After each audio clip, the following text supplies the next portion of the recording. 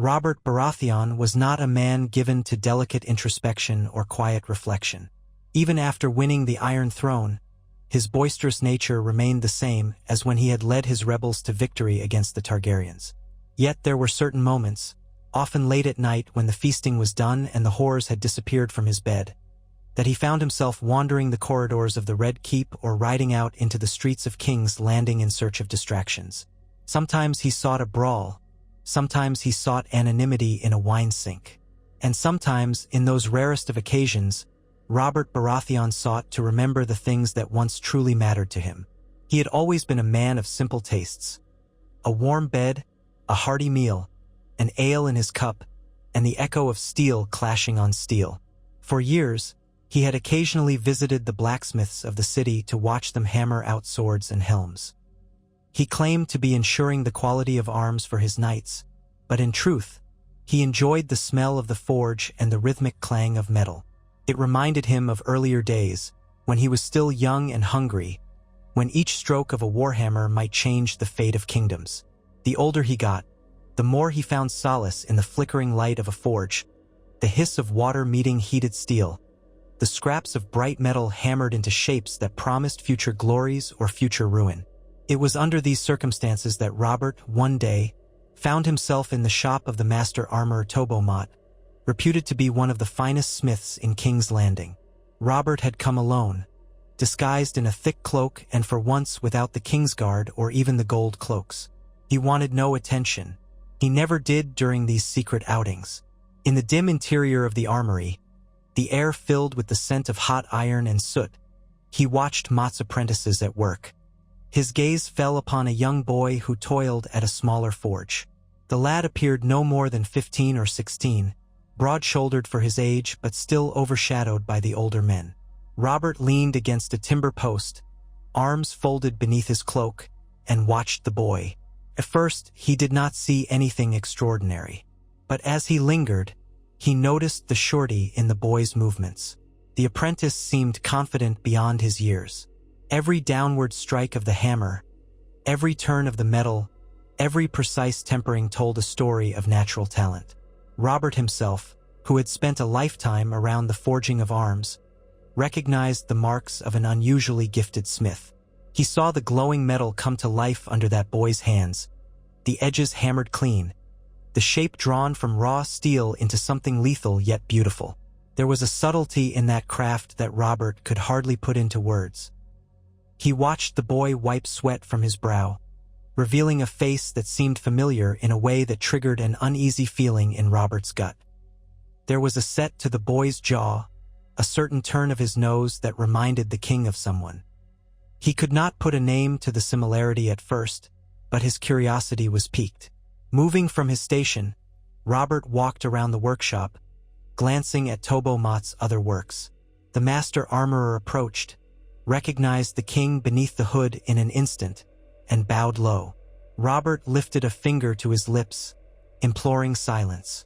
Tobo Mott, discreet as the best merchants and tradesmen in the city tended to be, only nodded in acknowledgement. He gestured for the king to follow him, presumably to show him a new commission. Yet Robert was more interested in the boy. He studied him out of the corner of his eye, catching glimpses of the apprentice's face whenever the lad turned away from the hot forge. Slowly, the shape of the features, the slightly squared jaw, the color of the eyes blue, unmistakably a deep Baratheon blue, came into sharper focus. Robert felt a faint stirring in his chest, an echo of old guilt and fleeting pride. Here was one of his bastards. He was sure of it. Over the years, it had become something of a grim pastime for Robert to pick out his own seed in the crowds. His children with Cersei had the Lannister look, so unnatural to the Baratheon line, that he'd always felt a pang of suspicion. But his bastards, those scattered across the realm, tended to bear that hallmark of House Baratheon. Dark hair, blue eyes, and a robust frame. This boy was no different, but he carried a focus, a passionate intensity for the forging, that set him apart from the many other fatherless children who might share Robert's blood.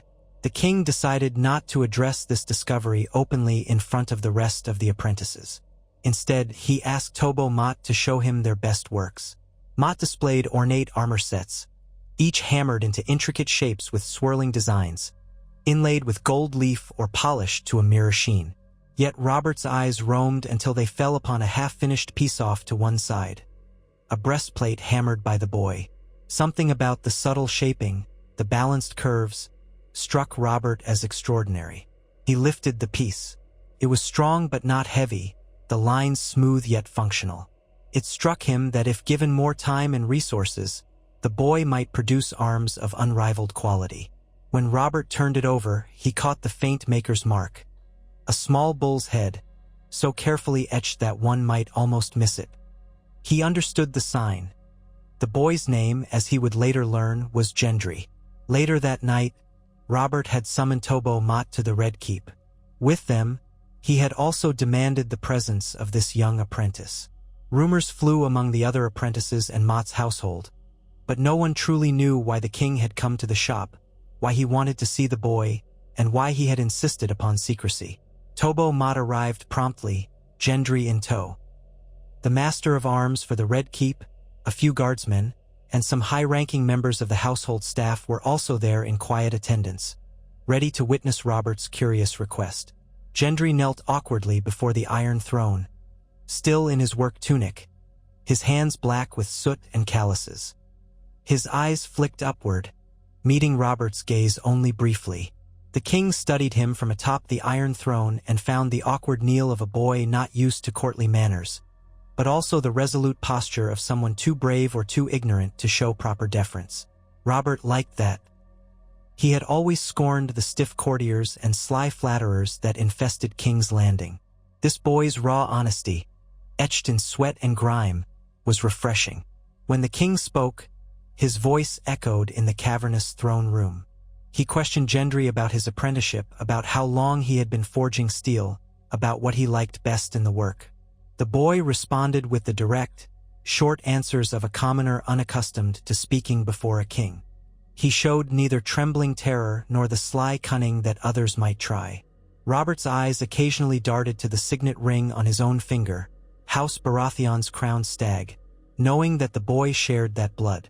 And even if Gendry himself might suspect it, there was no open claim to be made, not yet. In the hush of that moment, it would have been easy for Robert to dismiss Gendry from his presence, to let him remain nothing more than an unacknowledged bastard among the many others. But something in the king's heart refused. He remembered how, in his younger days, he had sworn he would care for any get of his, no matter how they came into the world.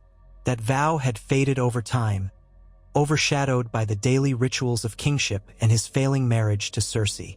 But confronted with a living embodiment of his old sins and, possibly, some kind of redemption, Robert's resolution shifted. He announced to all assembled that the boy was to be given a new position in the Red Keep. A hush fell. Tobo Mott bowed, a look of confusion passing over his features. Gendry looked up, stunned, as Robert declared that this young man had a unique gift with steel, a gift that would serve the crown well. The king named him an apprentice armorer in service to the royal household, expecting him to produce weapons and armor for the king's retinue and the city watch. Furthermore, Robert insisted that Gendry live within the Red Keep, that he receive the training he needed from the master smiths employed directly by the crown, and that he be treated with respect due a favored craftsman. Though there was no open acknowledgement of parentage, no Baratheon name was bestowed, everyone present suspected some deeper reason behind the king's sudden generosity. In the days that followed, Gendry settled into his new quarters, a cramped but private chamber adjacent to the forges in the underbelly of the Red Keep. He was accustomed to sleeping on a straw mattress in the back of Tobo Mott's workshop, so this was a step up. The corridor was rarely traveled, and the clang of steel echoed day and night, but it was comfortable enough. A full set of smithing tools was provided, courtesy of the crown, and he was told that any material he needed would be at his disposal, so long as the king agreed to it. At first, Gendry felt overwhelmed. He was not accustomed to the politics and intrigues of the royal court. He only wanted to be left alone at his forge, crafting steel into beautiful and deadly things. Yet day by day, he grew more at ease in his new surroundings, forging breastplates for the gold cloaks, shaping swords for the knights who came to him with commissions bearing the royal seal, mending battered shields after training sessions. His skill improved dramatically as he had access to higher quality metals and the mentorship of older master smiths in the Red Keep. But Gendry's passion and focus remained the same as ever. Each day, he tended the fires with unwavering concentration. Each night, he fell into bed exhausted, only to wake up early and begin again. Robert would sometimes wander down to the forges, standing with a jug of ale or a wineskin, watching with that faint grin on his face. Gendry, at first, tried to present himself more formally, but Robert would wave off such attempts. The king might slap him on the back, bellow a compliment, or offer some crude joke about swords and hammering. If Robert came alone, he might talk more freely. He would boast about the time he had smashed Rhaegar Targaryen on the trident, or reminisce about the laughs he'd shared with Ned Stark in the old days. Sometimes, if his mood was particularly low, Robert would brood about the burdens of the crown, the duties he had long grown tired of. Gendry mostly listened, uncertain whether to speak. Their conversations remained on the surface. Robert did not speak openly of fatherhood, and Gendry never dared to raise the subject of who his mother might have been. Yet there was an unspoken bond taking shape as the weeks turned into months. Word spread through the court that the king had taken an interest in a common-born blacksmith's apprentice, and rumors abounded. Some said Robert was indulging his lust for new weapons, hoping to strike fear into potential enemies. Others whispered that the boy might be a royal bastard, favored for his blood. Still others suspected some hidden scandal. Yet for the most part, Gendry's work spoke for itself, and the Red Keep's garrison was pleased with the rising quality of arms available. The gold cloaks wore newly forged helmets with a sleeker design, their spears boasting fine steel points. The Lannister knights at court took note of it all but kept silent, as did Queen Cersei, who watched from her chambers with sharpened suspicion every time Robert expressed pride in the new armorer's work. All of this brewed quietly beneath the surface, never exploding into outright drama. But changes were in motion that would soon ripple through the Seven Kingdoms. For across the realm, tensions were growing. Lord Eddard Stark of Winterfell had been summoned south to take the position of Hand of the King. The realm's coffers were nearly empty thanks to Robert's lavish spending. The seeds of war were sown in political intrigue, and ominous tidings stirred in the distant shadows, from the threat of Targaryen heirs across the narrow sea to the power plays of Lord Tywin Lannister. In this cauldron, the presence of one bastard boy, forging steel in the bowels of the Red Keep, might seem insignificant. Yet, as events would soon prove, his presence would change the course of battles to come. When Eddard Stark arrived at King's Landing to assume the duties of Hand, he heard the rumors of a talented new smith in the Red Keep. Initially, Ned paid little attention. He had more pressing concerns: investigating the death of Jon Arryn, navigating a court awash with enemies and flatterers, and reining in Robert's excessive spending. Yet word reached him of swords so well balanced that knights boasted they could best even the famed smiths of Qohor. Ned, like Robert, had always had a keen interest in the forging of good steel. It reminded him of the north, of Winterfell's forges where Mikken would toil to produce swords for the Stark bannermen. One day, Ned decided to see for himself. He went down into the smoky labyrinth where the royal armorer worked. When he entered, he found Gendry in the midst of tempering a long sword. The boy glanced up, blinking sweat from his eyes, momentarily startled by the presence of the Hand of the King. Ned studied the youth. Even without Robert's confession, which had not been given, Ned instantly suspected the truth. The child had the Baratheon look. Ned had seen enough of Robert's bastards to recognize the telltale features. Yet the boy's skill was beyond doubt. Ned examined a newly finished helmet, solid, practical, yet with a certain artistry that made it stand out. Ned asked Gendry his age, the length of his apprenticeship, his master's name.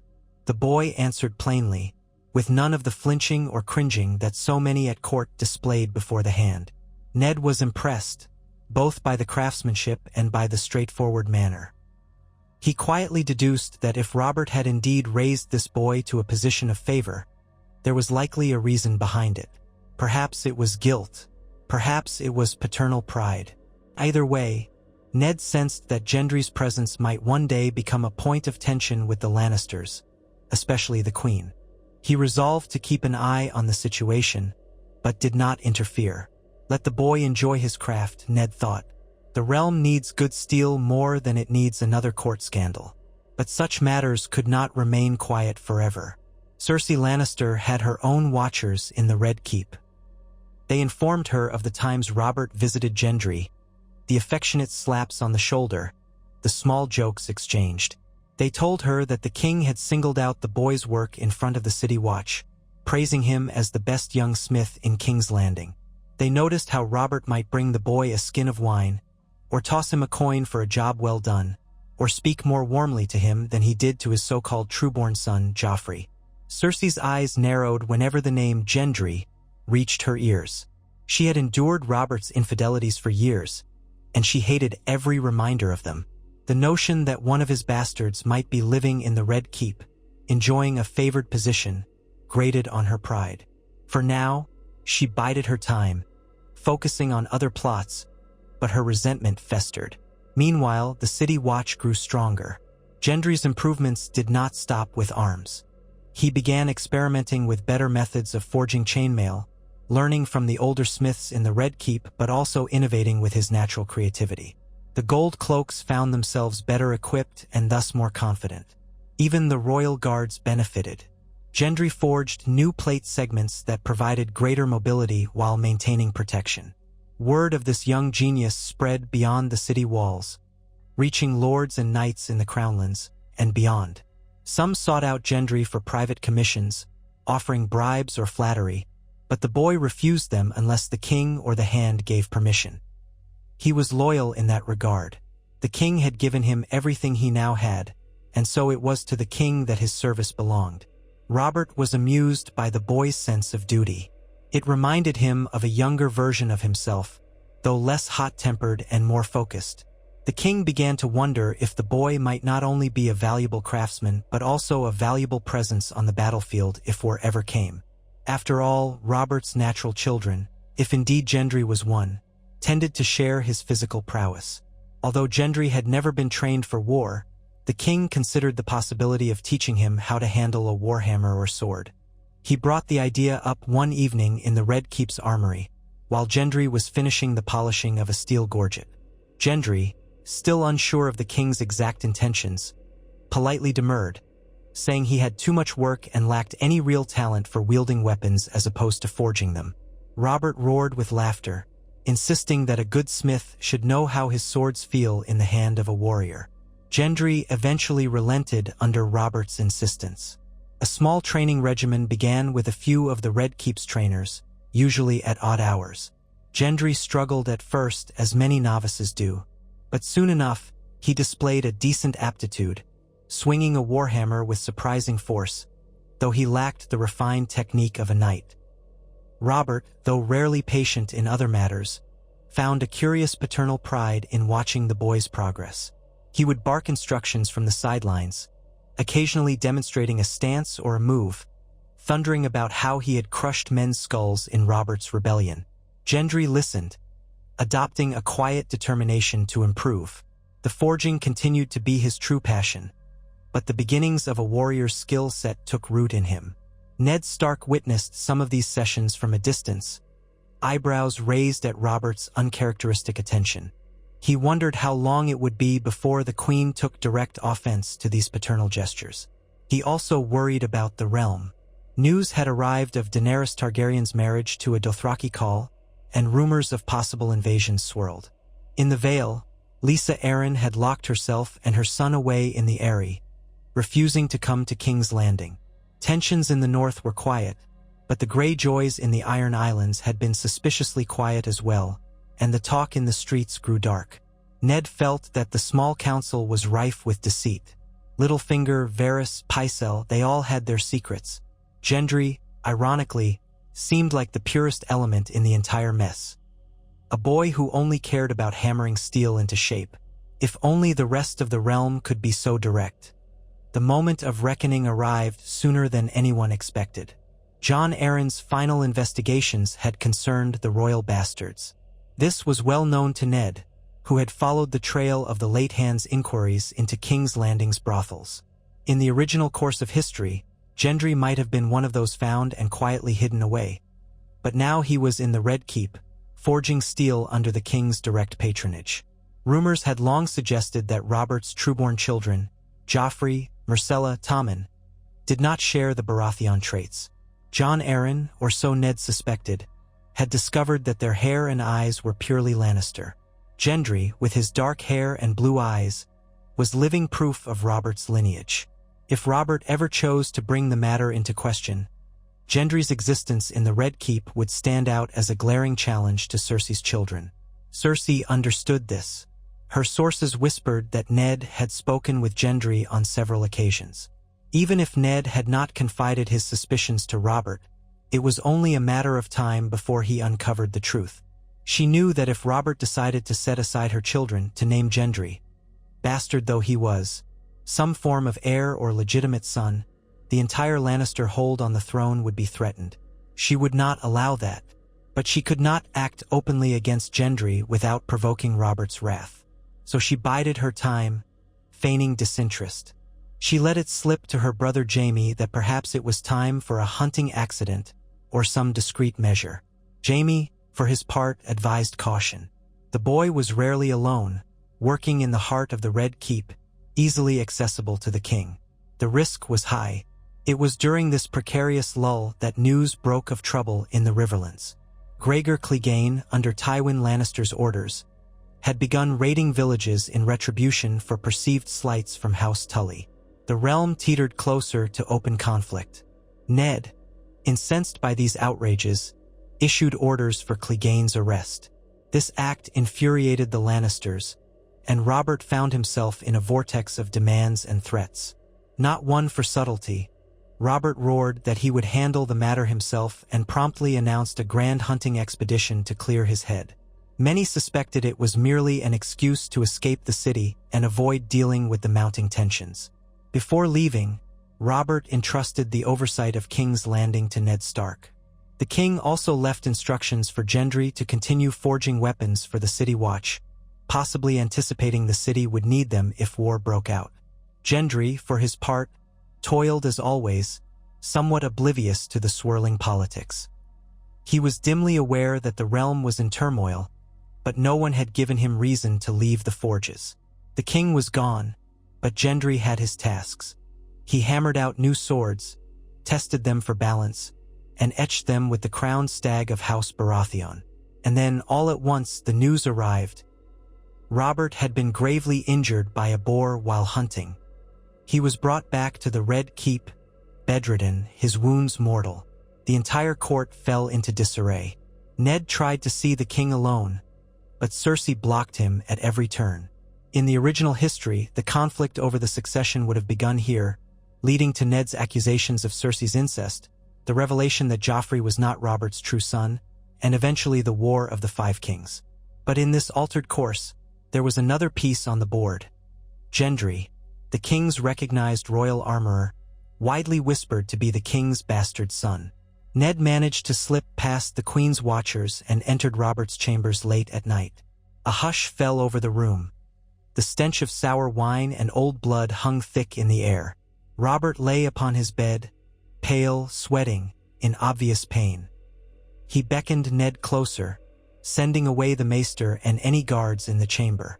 Through fits of coughing and groaning, Robert confessed his regrets, his failures as a king and a husband. He babbled about how he had wasted the realm's gold, how he had indulged himself while good men suffered. His eyes flickered with the last embers of life, and in that moment he spoke of Gendry. He told Ned that he knew the boy was his. He recounted how he had once promised to care for his bastards, though he failed in that promise many times. This one, though, he could not abandon. Robert asked Ned to protect Gendry, to ensure he was never harmed by the Lannisters, to see that the boy might have a chance. If not at the throne, then at least at a decent life free from the queen's malice. Robert was too weak to write or even sign a parchment. He tried to speak a few final instructions about the succession, about wanting Ned to serve as regent until Joffrey came of age. But his voice trailed off into broken, incoherent murmurs. The fever took him, and King Robert Baratheon died soon after, with only Ned Stark and a flickering candle to bear witness. Ned left the chamber with the weight of the realm on his shoulders. He had a duty to respect the king's final wishes. But how? Robert had indicated he wanted Joffrey to succeed him, likely out of ignorance or denial regarding Joffrey's parentage. But Ned knew the truth, that Joffrey was no son of Robert's, that the boy was pure Lannister in blood. Yet Robert's final request was that Gendry be kept safe. Ned did not know if Robert had intended to legitimize the boy. There had been no talk of that.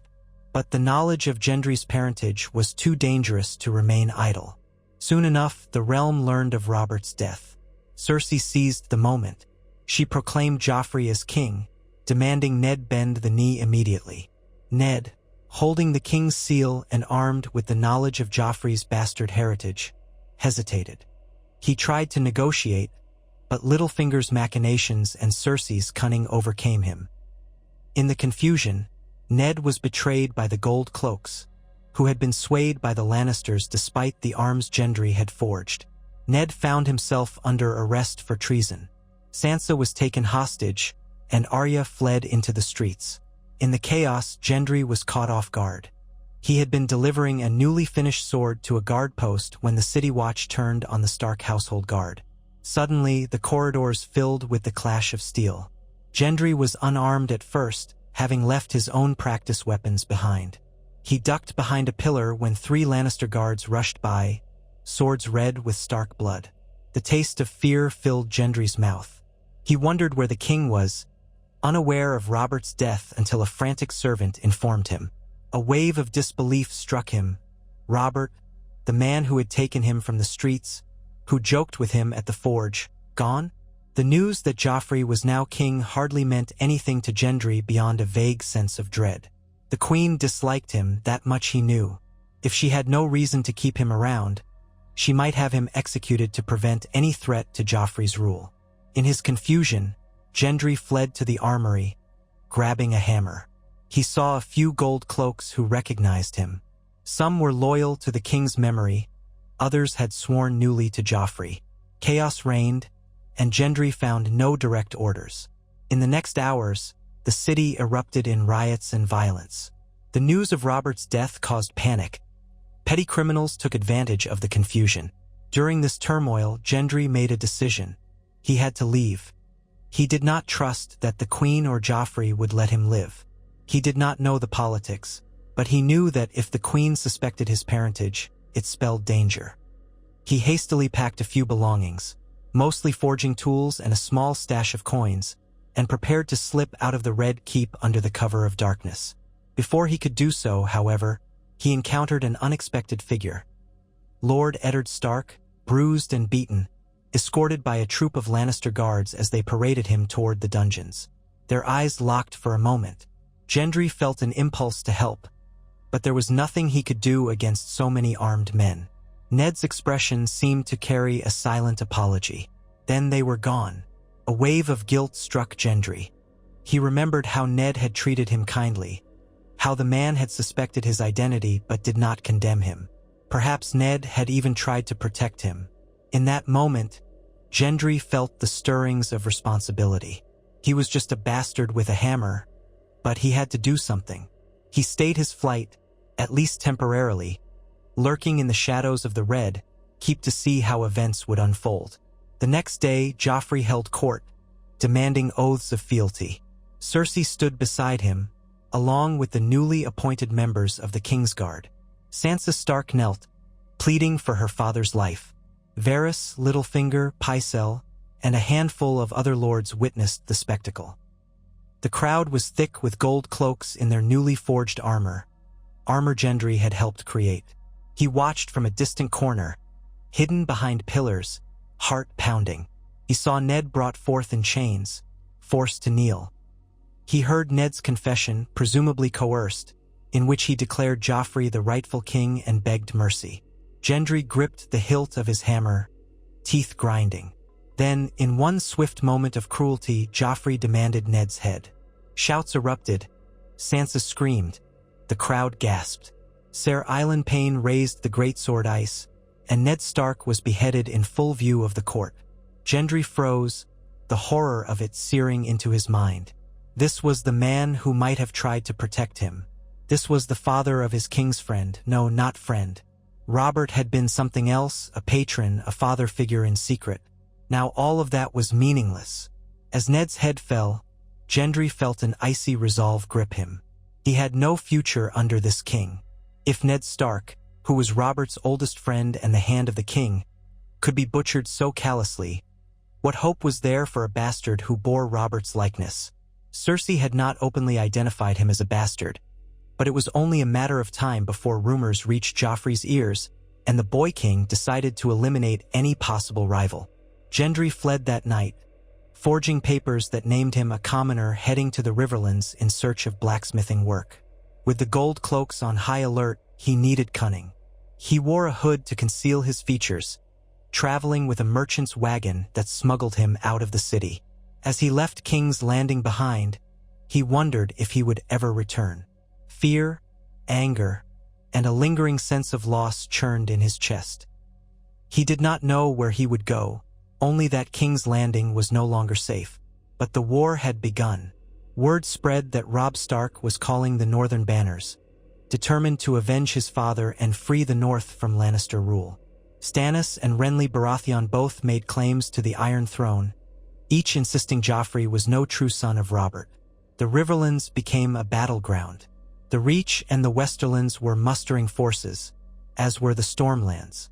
In this fracturing realm, Gendry was just one more fugitive with a hammer. Yet he was no ordinary fugitive. He was Robert Baratheon's bastard, in possession of the forging skills that had already begun reshaping the City Watch's armaments. In the days that followed, Gendry found himself making his way northward, not with a grand plan, but because every whisper suggested that the Lannisters were hunting for anyone associated with the Starks. And Gendry felt a grim respect for Ned Stark's memory, a desire to side with the man's cause, even if from afar. He crossed paths with a ragged group of Stark retainers who had escaped the city, blending with refugees fleeing the violence. Their leader recognized Gendry as the talented armorer from the Red Keep, the one rumored to be the king's bastard. They told him that if he truly wanted to join the cause of House Stark, he might find a place at Riverrun, where Robb Stark and his bannermen were gathering. The idea stirred something in Gendry's heart. He did not crave bloodshed, but he thirsted for justice, or at least revenge for Ned Stark. And if he could forge steel to aid the North, perhaps he could atone for his own helplessness in the face of Ned's execution. So he journeyed with them, forging what meager arms he could along the way with whatever blacksmith workshops they encountered. He hammered out arrowheads, riveted broken mail, and shaped small knives for the peasants who wanted protection.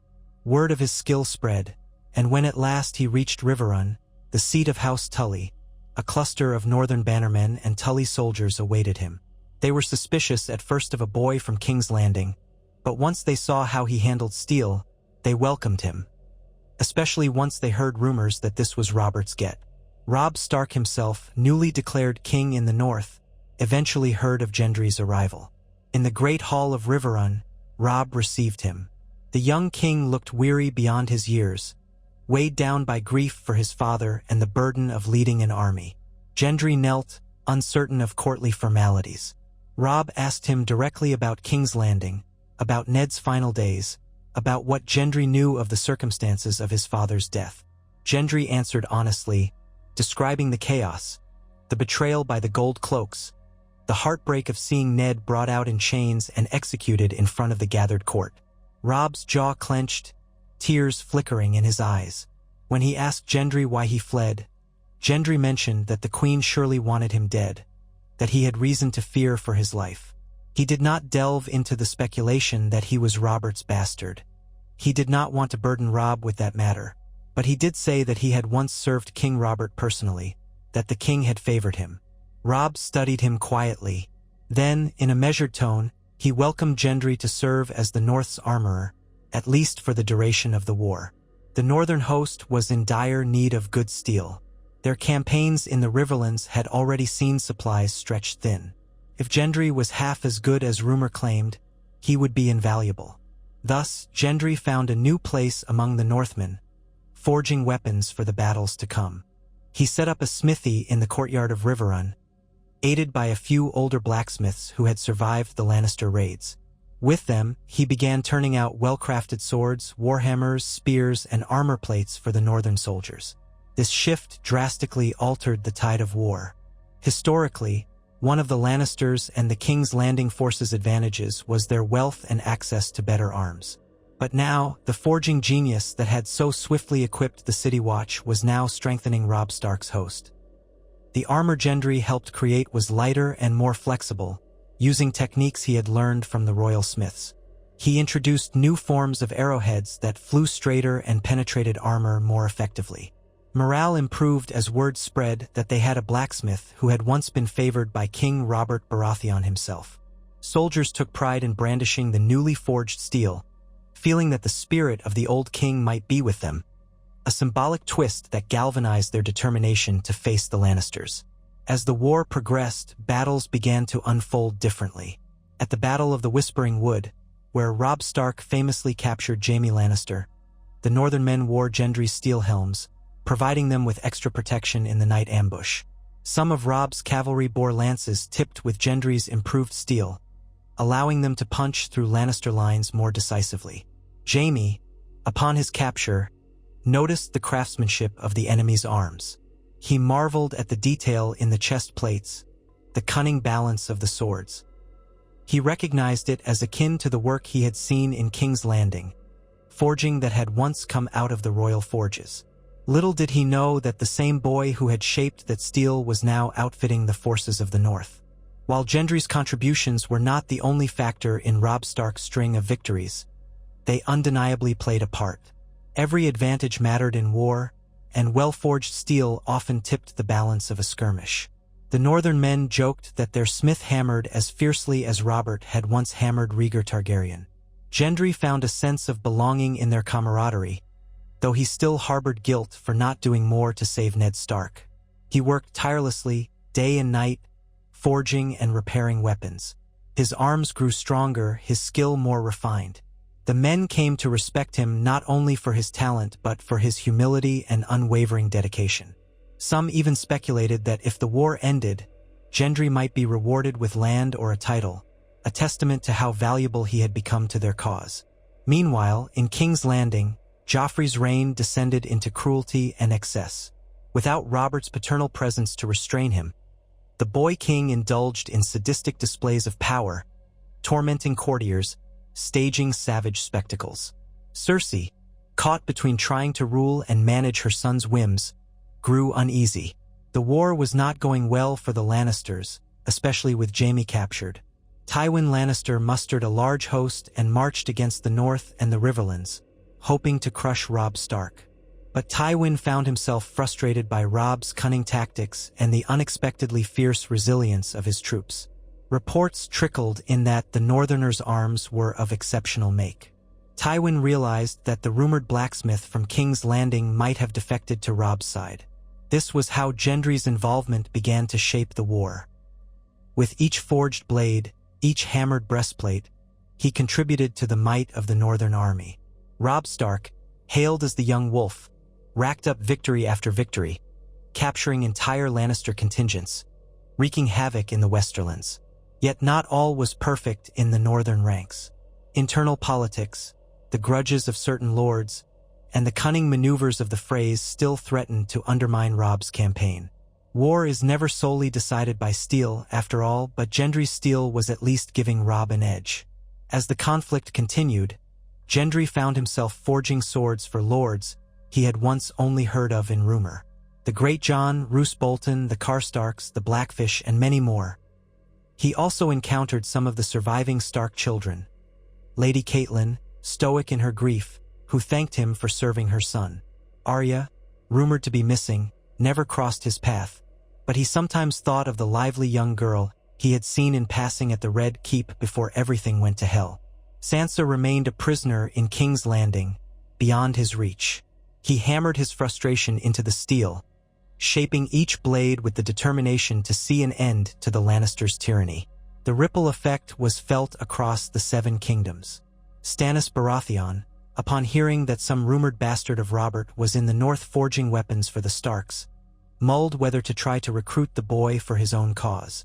Melisandre, the Red Priestess, whispered about King's blood and the power it could yield. Stannis dismissed the notion of traveling north to chase a bastard.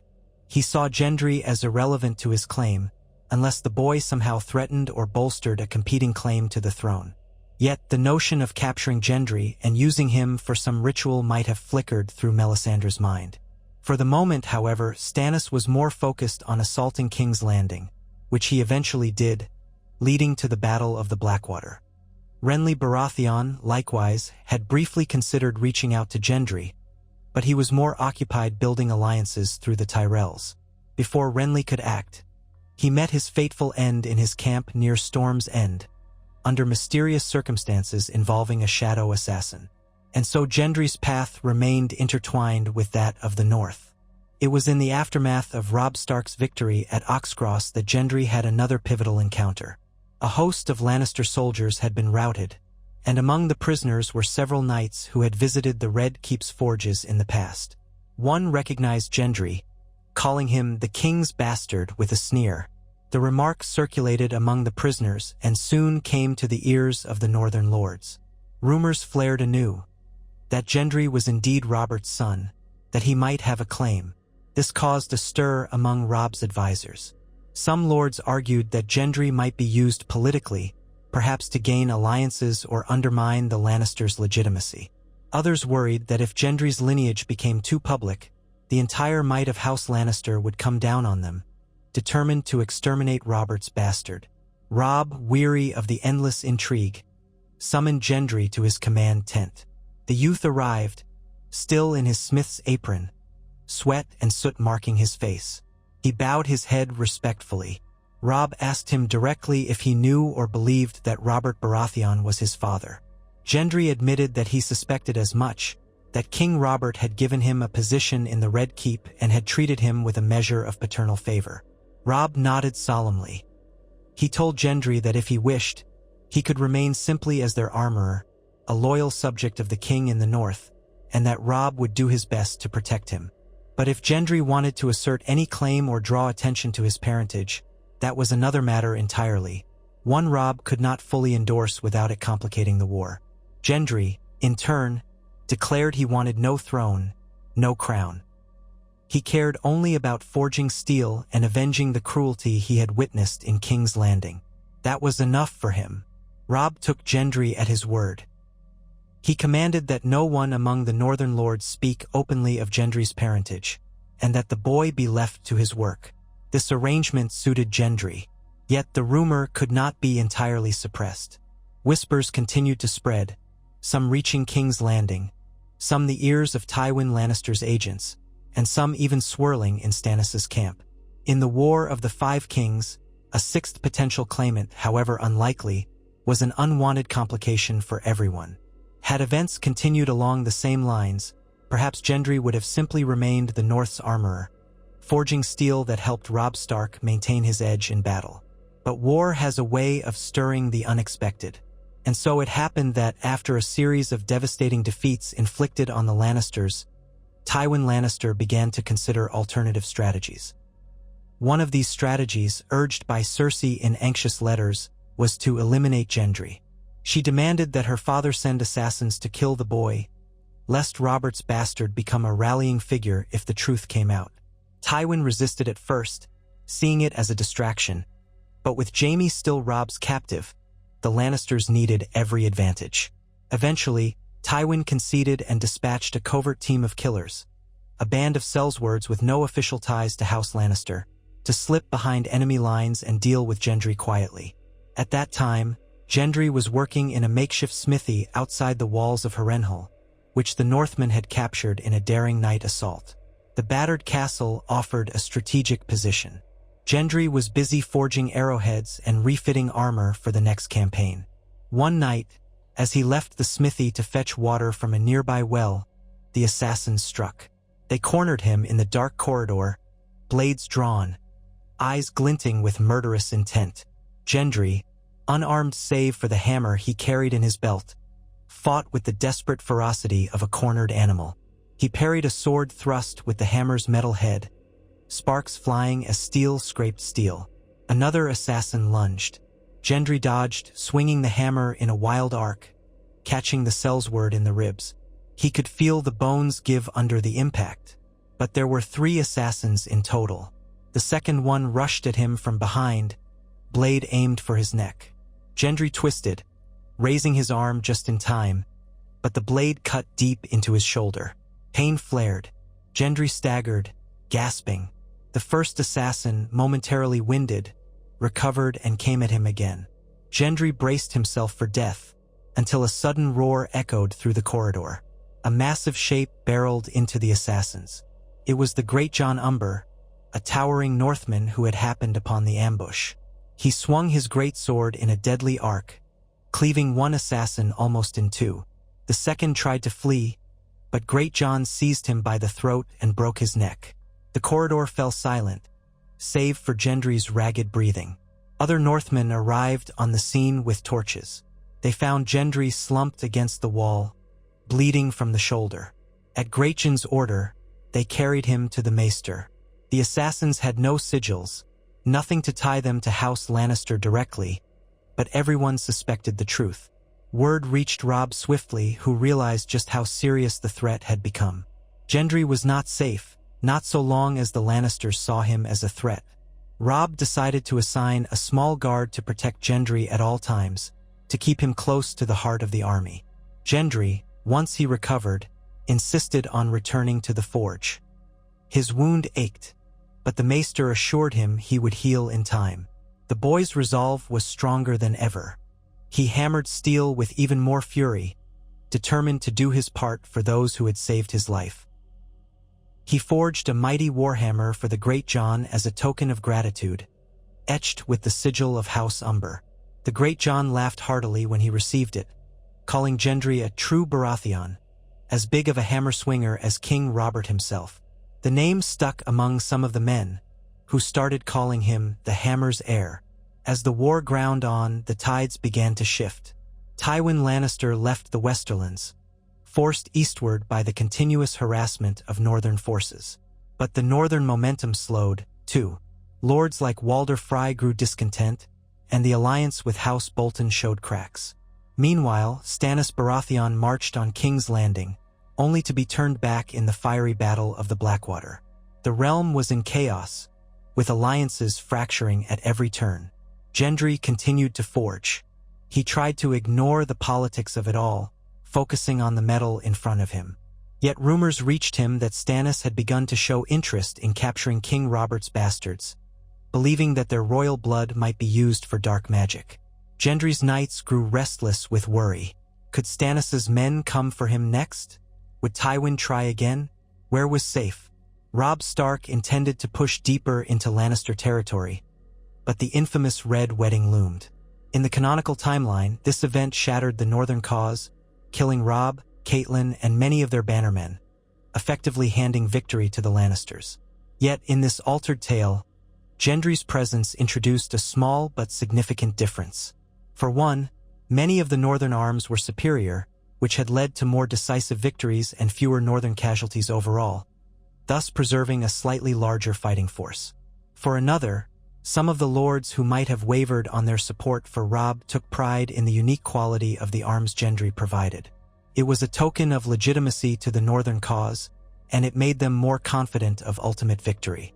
This confidence made Walder Frey more reluctant to risk outright betrayal, though the undercurrents of ambition and resentment remained.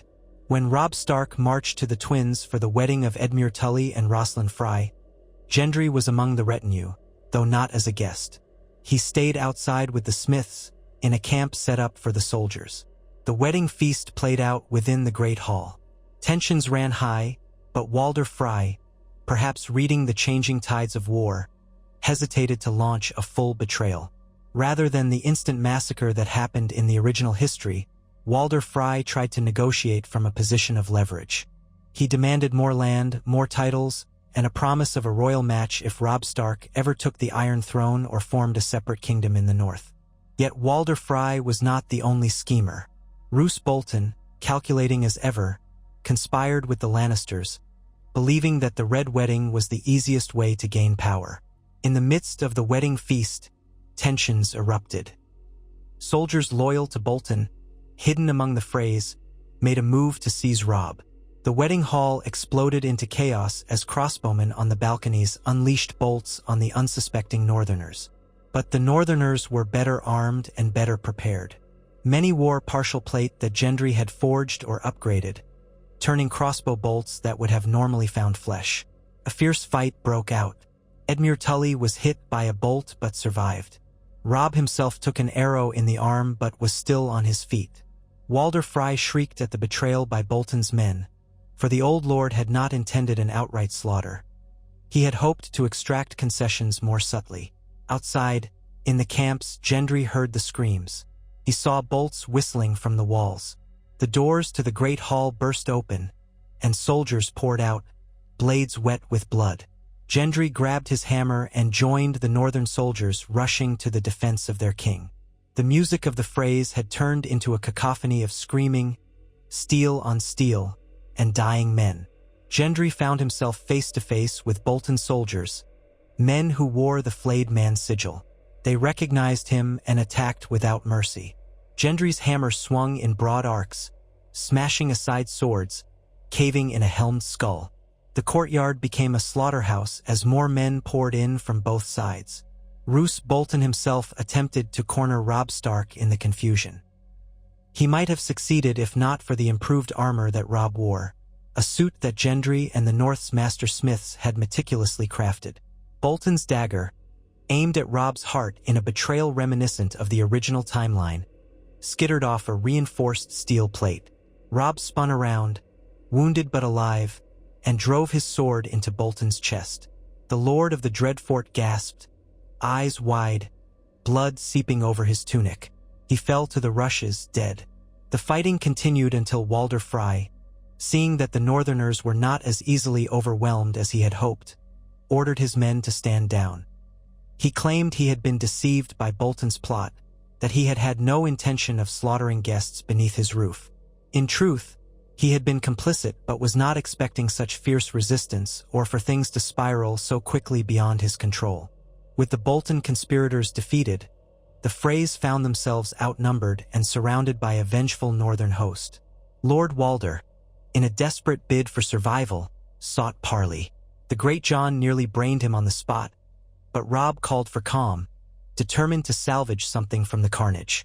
In the end, the Red Wedding had claimed lives on both sides, but it was nowhere near the devastating rout that had originally destroyed the Stark cause.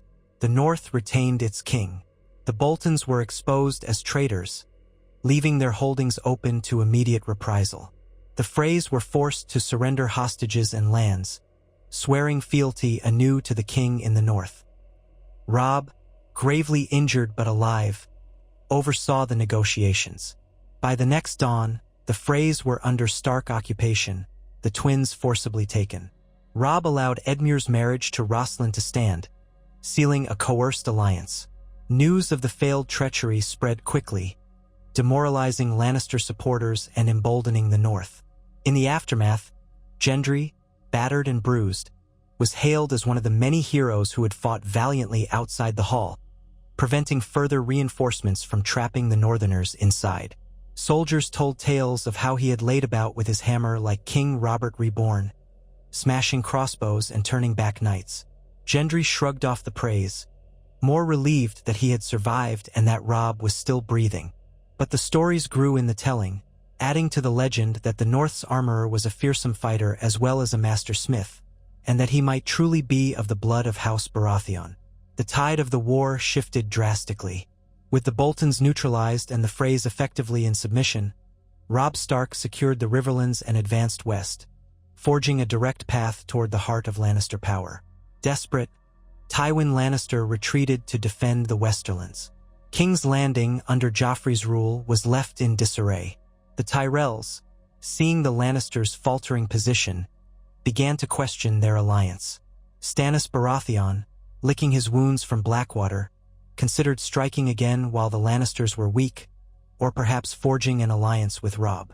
The realm was in flux, and all eyes turned toward the unstoppable northern host. For Gendry, none of this felt like glory.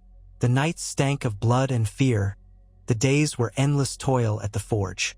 He saw men he had armed return from battle missing limbs, praising the steel that had saved their lives but not their limbs. He felt a hollow ache, remembering the face of Ned Stark as he was dragged through the halls of the Red Keep. But he pressed on, forging steel for the next fight, each hammer blow a personal vow to see this war through. At last, Robb Stark launched a decisive assault on Lannister positions near the Golden Tooth, aiming to break through into the Westerlands. Gendry accompanied the host in a logistical capacity, overseeing mobile forges that repaired arms on the march. As the northern cavalry thundered across the field, Gendry watched from a ridge, heart pounding. The Lannister lines buckled under the weight of the charge. The new pikes Gendry had fashioned for the footmen proved devastating, slicing through plate and mail as if it were tin. The enemy wavered, and Tywin's left flank broke. Soon, the Lannister army was in full retreat. That evening, word reached the northern camp that Tywin himself had been gravely wounded and captured by the Greatjon. The Lannister patriarch was brought before Robb Stark, defiant even in defeat, but forced to bend to terms if he wished to save what remained of his family. The terms would be harsh: recognition of northern independence, restitution for the war's damages, and the release of Sansa Stark from King's Landing. While negotiations dragged on, the war all but ended in the Riverlands and Westerlands. King's Landing, with Joffrey on the throne, was left isolated. When Tywin's defeat became certain, many of his bannermen deserted or sued for peace. The City Watch, still outfitted with the arms Gendry had once forged, found itself leaderless. Infighting broke out, with the small folk rioting under Joffrey's cruel hand. The Tyrells, calculating as always, pressed for a betrothal alliance that might salvage stability, but Joffrey's unpredictability made them hesitate. Ultimately, the capital teetered on the brink of collapse. As the northern army encamped near the borders of the Westerlands, Robb received emissaries from Stannis. The proposed terms were complex, but boiled down to mutual recognition. Stannis as king of the south, Robb as king in the north. An uneasy alliance was formed to oust Joffrey in favor of Stannis. Gendry, hearing the rumors, wondered if that would place him under Stannis's domain. The thought of being used for some Red Priestess's magic chilled him, but he remained silent, trusting in Robb's judgment. Eventually, the combined pressure of the northern host, Stannis's fleet, and the unraveling support in the city forced Cersei and Joffrey to sue for an armistice. Joffrey's claim collapsed under the revelation of his parentage. Too many lords now accepted that he was born of incest. Under threat of a siege, the Lannisters grudgingly stepped aside. Stannis marched in and took the Iron Throne. Robb Stark, content to remain king in the north, withdrew his forces, though he secured Sansa's release and enforced punishing terms on the Lannisters to ensure no future aggression. In all of this, Gendry found himself free of the greatest threats to his life. Joffrey was deposed, Tywin was defeated, and the Queen Regent's hold was broken. Stannis called for Gendry to be delivered to King's Landing, presumably to confirm the boy's identity as Robert's bastard. Robb, however, refused to hand him over. He offered Gendry the choice: remain in the north, where he could serve as the principal armorer to a newly independent kingdom, or travel south to meet Stannis. Gendry hesitated, torn between curiosity about his father's family and the fear of what Stannis might demand. In the end, he chose the north. Robert Baratheon might have sired him, but Gendry felt more loyalty to the memory of Ned Stark, to Robb Stark's cause, and to the men who had fought alongside him. Thus, Gendry stayed on as the royal armorer for the king in the north, forging the swords and armor that would secure the north's independence. Over time, he built a vast workshop in Winterfell, where he honed his craft even further. Sometimes, on cold winter nights, he would stand beneath the looming towers of the ancient Stark castle and recall the fires of the Red Keep's forge, the booming laughter of Robert, the somber eyes of Ned Stark. He would wonder how things might have been different had King Robert lived longer, or if Ned Stark had been spared that public execution. Yet he also recognized that, in this altered path, he had made a difference. By forging steel of rare quality, by standing with the North, he had changed the shape of the war. His story did not end there, of course. The seasons turned, winter approached, and new challenges arose. But the War of the Five Kings wound down without plunging all of Westeros into endless bloodshed. The presence of Gendry, discovered early by Robert Baratheon and raised as the royal armorer, had tipped the balance. And so it was that one bastard boy's hammer blows resounded through the halls of power, reshaping more than just steel, but the destiny of entire kingdoms. In the aftermath of the war's sudden turn, the newly proclaimed king in the north, Robb Stark, brought his host home. Much of the Riverlands still lay under northern protection, and the Freys, chastened by the failed attempt at betrayal, remained sullen but subservient.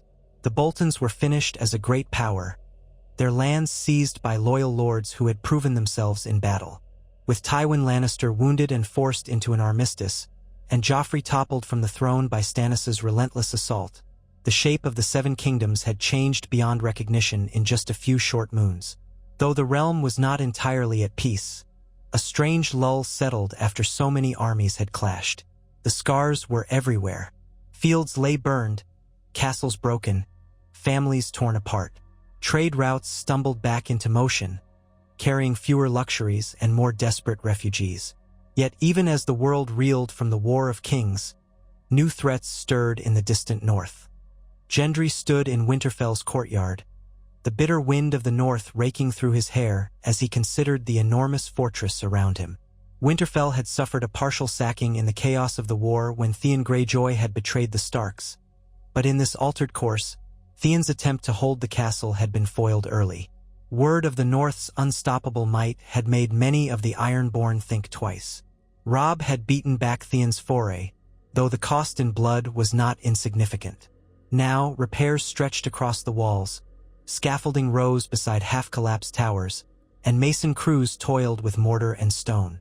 Gendry remembered the red keeping King's Landing, the heat beneath the sprawling fortress, the constant clang of metal echoing in shadowed halls. Winterfell felt different.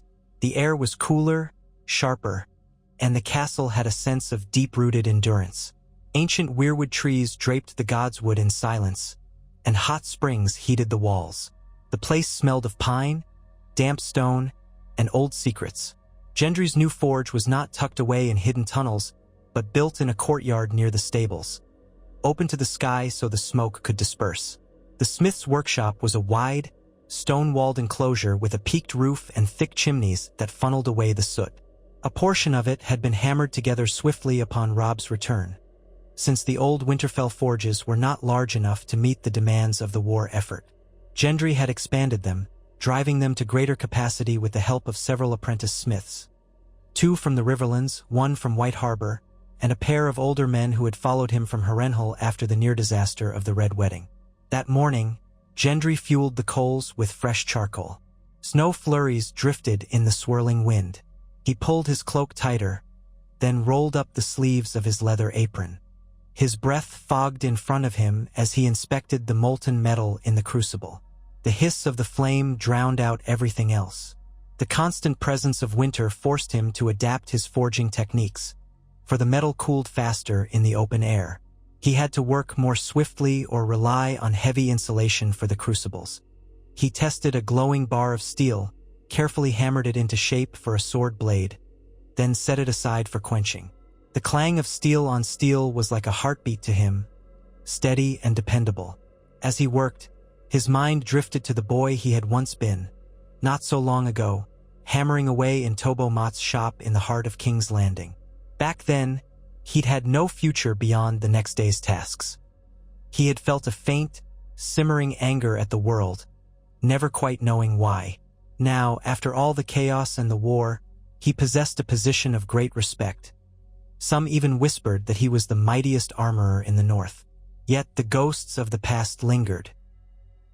He still recalled the odor of blood in the throne room when Ned Stark was executed, and the look on King Robert's face, that wide grin he wore in life, replaced by the hush of death after the boar had gored him. Gendry tried to channel all those memories into the metal, letting each hammer blow be a testament to those who had fought and died for a different world. By midday, he was working on the pommel of a new sword. He had shaped the crossguard in the style popular among northern lords, with a slight curve reminiscent of wolves' heads, though he left it subtle so that it wouldn't catch an enemy blade. He was in the midst of carving a pattern in the steel when he heard footsteps behind him. He turned and saw King Robb Stark himself, dressed in a thick fur cloak, the pin of the dire wolf embroidered on his chest. A contingent of guards waited at a respectful distance, though by now Winterfell was reasonably secure. Gendry bowed, not entirely sure how to address a king. Robb inclined his head in acknowledgement, a faint smile touching his lips. The young wolf looked older these days. The rigors of war had worn lines into his brow. Though he was not much older than Gendry in years, life had thrust upon him a kingdom to defend and a father's legacy to uphold. Gendry noticed that he wore a fresh bandage beneath his cloak. A wound from the fighting at the Twins still pained him. "You work quickly," Robb said, his gaze flicking to the row of half-finished blades on the racks. "The men say you have 5 new swords ready each day." Gendry shrugged, setting aside the blade he was currently shaping. "It helps that I have good apprentices. I try to show them the forging process I learned in King's Landing. We test new ways to keep the metal hot in winter's chill."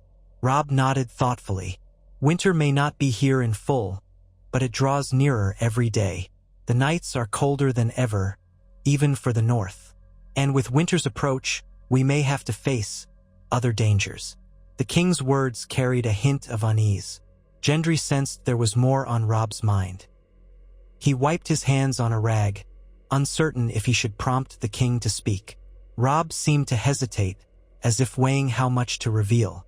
Finally, he stepped closer, lowering his voice so that it wouldn't carry to the guards. "My brother Jon sends ravens from the wall. The Night's Watch is in turmoil. Some say that the dead walk, that an ancient evil stirs beyond the wall. For centuries, the realm has called such talk stories for children. But the reports are too many to ignore. I've also heard rumors of wildlings gathering in great numbers. Some seeking refuge, others pressed on by something far worse." Gendry frowned, the weight of such a concept settling in his gut. He'd heard snatches of these stories from passing soldiers. White walkers, ice-eyed wights, an eternal winter that conjured terrors. Most small folk dismissed it. War had battered the realm so much that the possibility of yet another threat seemed unimaginable. "You think the tales are true?" Gendry asked quietly. Robb inhaled, eyes flicking to the swirl of snow above. "Jon isn't the sort to spread lies or gossip. If he says something is out there, I believe him. Even if I didn't, I'd rather be prepared than caught off guard. That's partly why I'm here. I've heard the old stories say that certain metals fare better against these creatures, if they truly exist. Dragonglass is mentioned, also Valyrian steel. The maesters say that normal steel can shatter against them." Gendry thought of the black glass he'd once seen in passing, worthless to a typical smith. He scratched his chin. "Valyrian steel is almost impossible to rework unless you have an existing sword to melt down or you know the secrets of forging it from scratch. And that knowledge was lost with the doom of Valyria, or so they say. I only know a little from listening to the master smiths in King's Landing. As for dragonglass, obsidian, it's not something you can forge the same way you do steel. It's more akin to shaping stone. But maybe I could figure out a method to mount it on spearheads, arrowheads, things that can be replaced if they break. I'd need a supply of it, though, which is rare. I've heard rumors of caches on Dragonstone or in other places with volcanic rock." Robb nodded again, the lines on his face deepening. "Stannis Baratheon holds Dragonstone. If the realm's new arrangement can keep us all from each other's throats for a time, perhaps we could negotiate. Though Stannis has not warmed to me or the notion of an independent North, he might be amenable if we approach him with caution. And you," Robb's gaze met Gendry's, "you carry some significance, even if you don't flaunt it. As Robert Baratheon's son, perhaps you could convince Stannis that we share a common cause. I won't force you, but it might help." Gendry tensed at the mere thought of encountering Stannis, or worse, the Red Priestess he had heard rumors about. He still remembered hearing that Stannis had used dark powers to kill his brother Renly, or at least that was the whispered story. He recalled the way black magic had been rumored to swirl around Stannis's camp. Yet he also recognized that if these White Walkers were real, every corner of the realm would need to unite, or else they'd all be devoured by an enemy no one truly understood. Gendry rubbed a thumb over a small scar on his wrist, weighing the idea. "I'll do what I can if it helps the North, Your Grace. But I'm no lord or envoy. I'm a blacksmith." Robb clapped him on the shoulder.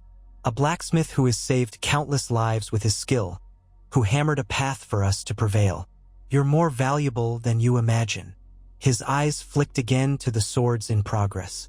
"But for now, keep forging, my friend. We have time to plan. Winterfell needs to be strong, not just in swords but in everything. Food supplies, defenses. If the dead truly come, no castle is safe unless we stand together." With that, Robb bid Gendry farewell and headed back across the courtyard, the swirl of snow parting around him. Gendry watched him go, feeling both a swell of pride and an echo of fear. He had never sought to be more than the man at the forge. Now, the king in the north seemed to think he might have a role in deciding the fate of the realm.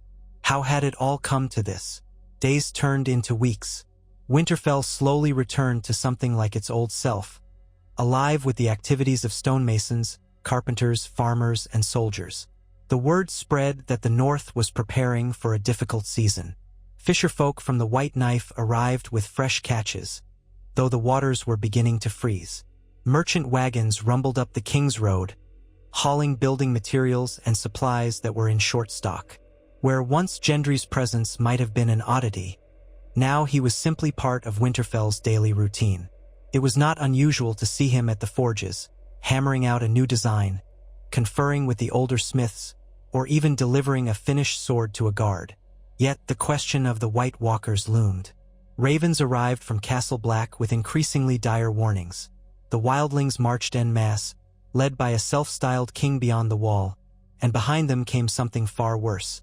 Tales of whites, corpses animated by an icy magic, filtered through each raven's message. Jon Snow, now the Lord Commander of the Night's Watch, wrote blunt appeals for help.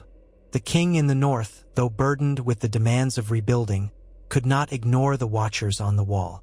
Robb decided to send a small contingent of his loyal bannermen to reinforce Castle Black. He invited volunteers from all corners of the north. Gendry, hearing that the blacksmiths of the Night's Watch had next to no resources, hesitated. He felt a pull, a sense that if steel was needed, perhaps he should go. But he also knew his value in Winterfell's central forge.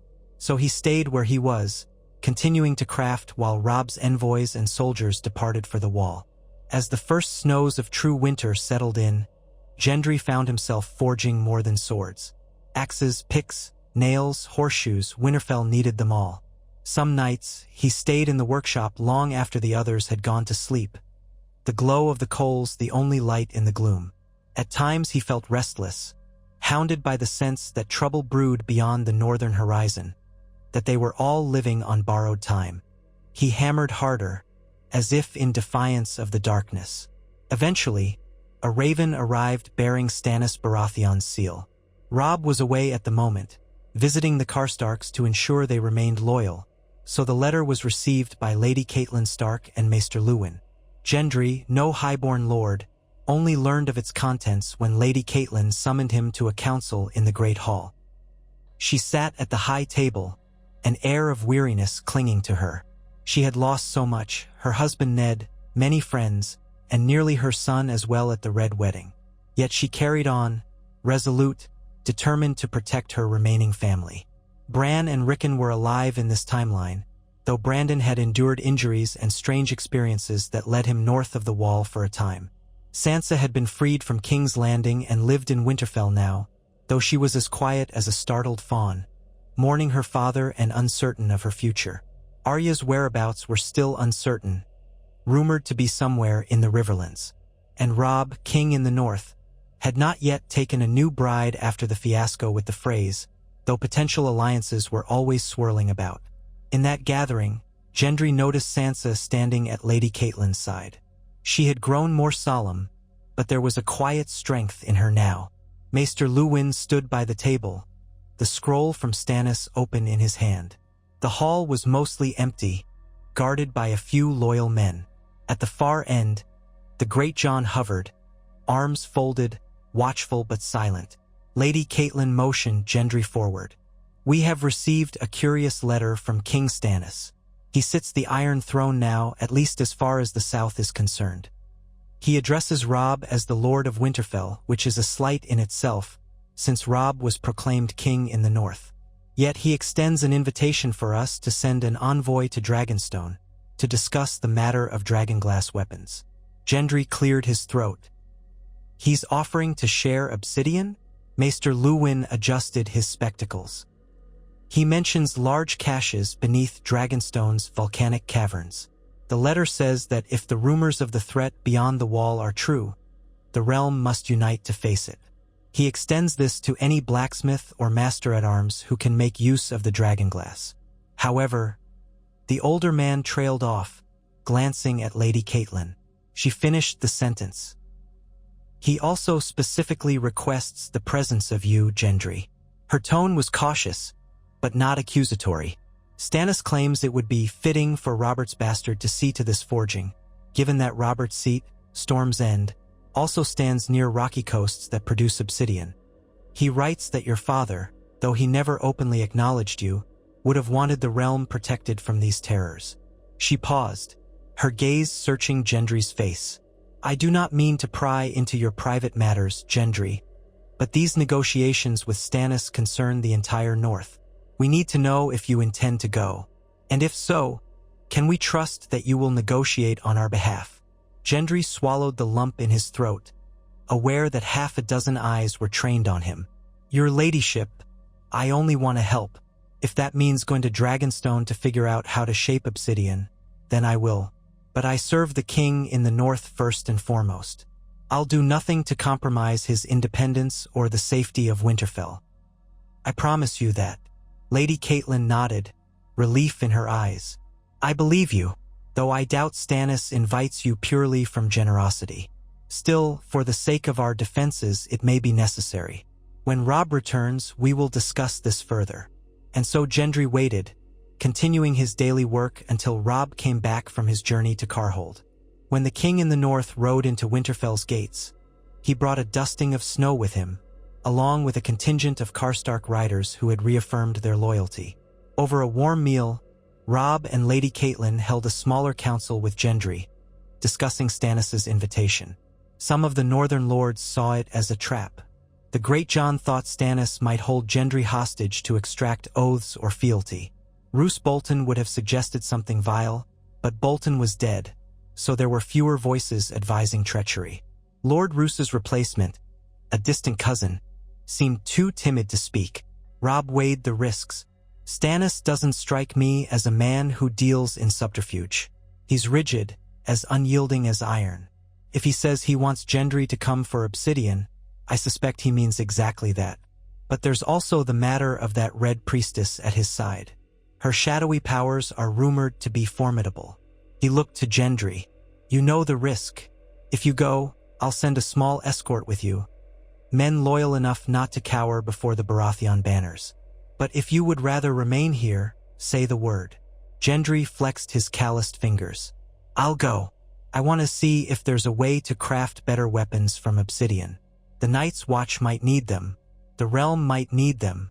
Besides, if Stannis sees me carrying the memory of King Robert, maybe he'll deal more generously with the North in other matters." Robb clasped Gendry's forearm in a soldier's grip. "Then I'll provide you with a guard of 10 men. That should be enough to keep you safe, but not so many as to threaten Stannis or appear like we're insulting his hospitality. I'll also send a letter confirming that you speak with my voice in matters of forging and any arrangement for distributing dragonglass. But you remain free. If Stannis tries to keep you..." Lady Catelyn's eyes darkened. "We will not stand idle." With that settled, preparations began. A few days later, Gendry found himself wrapped in furs and leathers, traveling south with 10 Northmen, their cloaks embroidered with direwolf sigils. The roads were still passable, though the snows thickened each week. At Moat Cailin, they passed the old ruin that once defended the Neck. From there, they pressed on to White Harbor, planning to sail the rest of the way to Dragonstone to save time. White Harbor bustled with mariners, merchants, and fishermen. Wolves prowled the docks in search of scraps. Ships sat at anchor, some half-frozen in the icy harbor. Gendry arranged passage on a sturdy cog named Northern Gale, whose captain had seen war but needed coin. The sea voyage was miserable. Winter storms lashed the coastline. The men huddled in the hold, seasick and stiff-limbed. Gendry had never been on a ship before. He found the constant swaying nearly unbearable, and the cold salt spray stung his face. He spent most days trying not to vomit, longing for the steady glow of a forge. At night, he dreamt of the Red Keep, of the smell of hot metal, of Robert Baratheon's booming laugh echoing against stone walls. Other times, he dreamt of white walkers with eyes like frozen moons. In those dreams, no sword could break their icy armor, until he awoke, shaking and drenched in sweat. After more than 2 weeks of storm-tossed travel, they sighted the looming shape of Dragonstone on the horizon. The island fortress rose in a confusion of gargoyle towers, carved from ancient Valyrian stone. The sea was calmer here, but the skies were gray and moody. Once the Northern Gale docked in the shadow of the fortress, Gendry and his escort disembarked. Dragonstone's guards, men bearing the flaming heart of the Lord of Light along with the Baratheon stag, escorted them up winding basalt steps. The fortress smelled of sulfur, an undercurrent of volcanic activity that rose from the depths. At the top of a great stone walkway, a herald announced Gendry's arrival. He gave Gendry a curious look, as if trying to gauge whether this blacksmith was truly Robert's son. Then they were led through a narrow passage and into a grand hall decorated with sigils that bore the crowned stag merged with a flaming heart. Braziers lined the walls, and the air felt warmer than outside, a hint of those volcanic channels beneath the castle. At the far end, on a modest throne of black stone, sat Stannis Baratheon. He wore a plain crown of pointed iron, and his expression was as grim as the stories claimed. Standing near him in red robes was Melisandre, the Red Priestess. Her crimson hair fell around her shoulders, and her eyes gleamed with unsettling intensity. Gendry advanced carefully, flanked by his men. He inclined his head in a bow, feeling the weight of those measuring gazes on him. "Your Grace," he said, "I come representing King Robb Stark of the North. I hear you have an interest in forging weapons from obsidian." Stannis's voice cut the air like a honed blade. "I do. The Night's Watch begs for aid. They say the long night approaches. We have ample stores of obsidian here, but my smith's knowledge is limited. When I heard that Robert's boy had a gift for the forge, I decided to offer an invitation.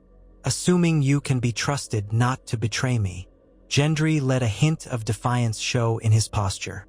"I'm loyal to the North, but if the threat beyond the wall is real, we'll need all the help we can get, no matter who sits the Iron Throne."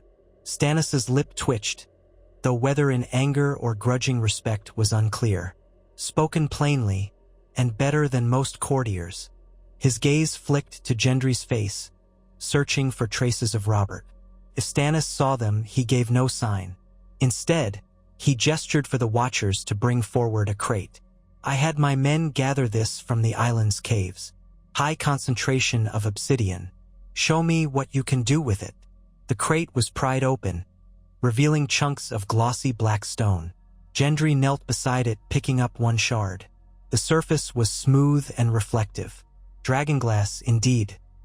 He ran a thumb along the edge, wincing when it sliced his skin.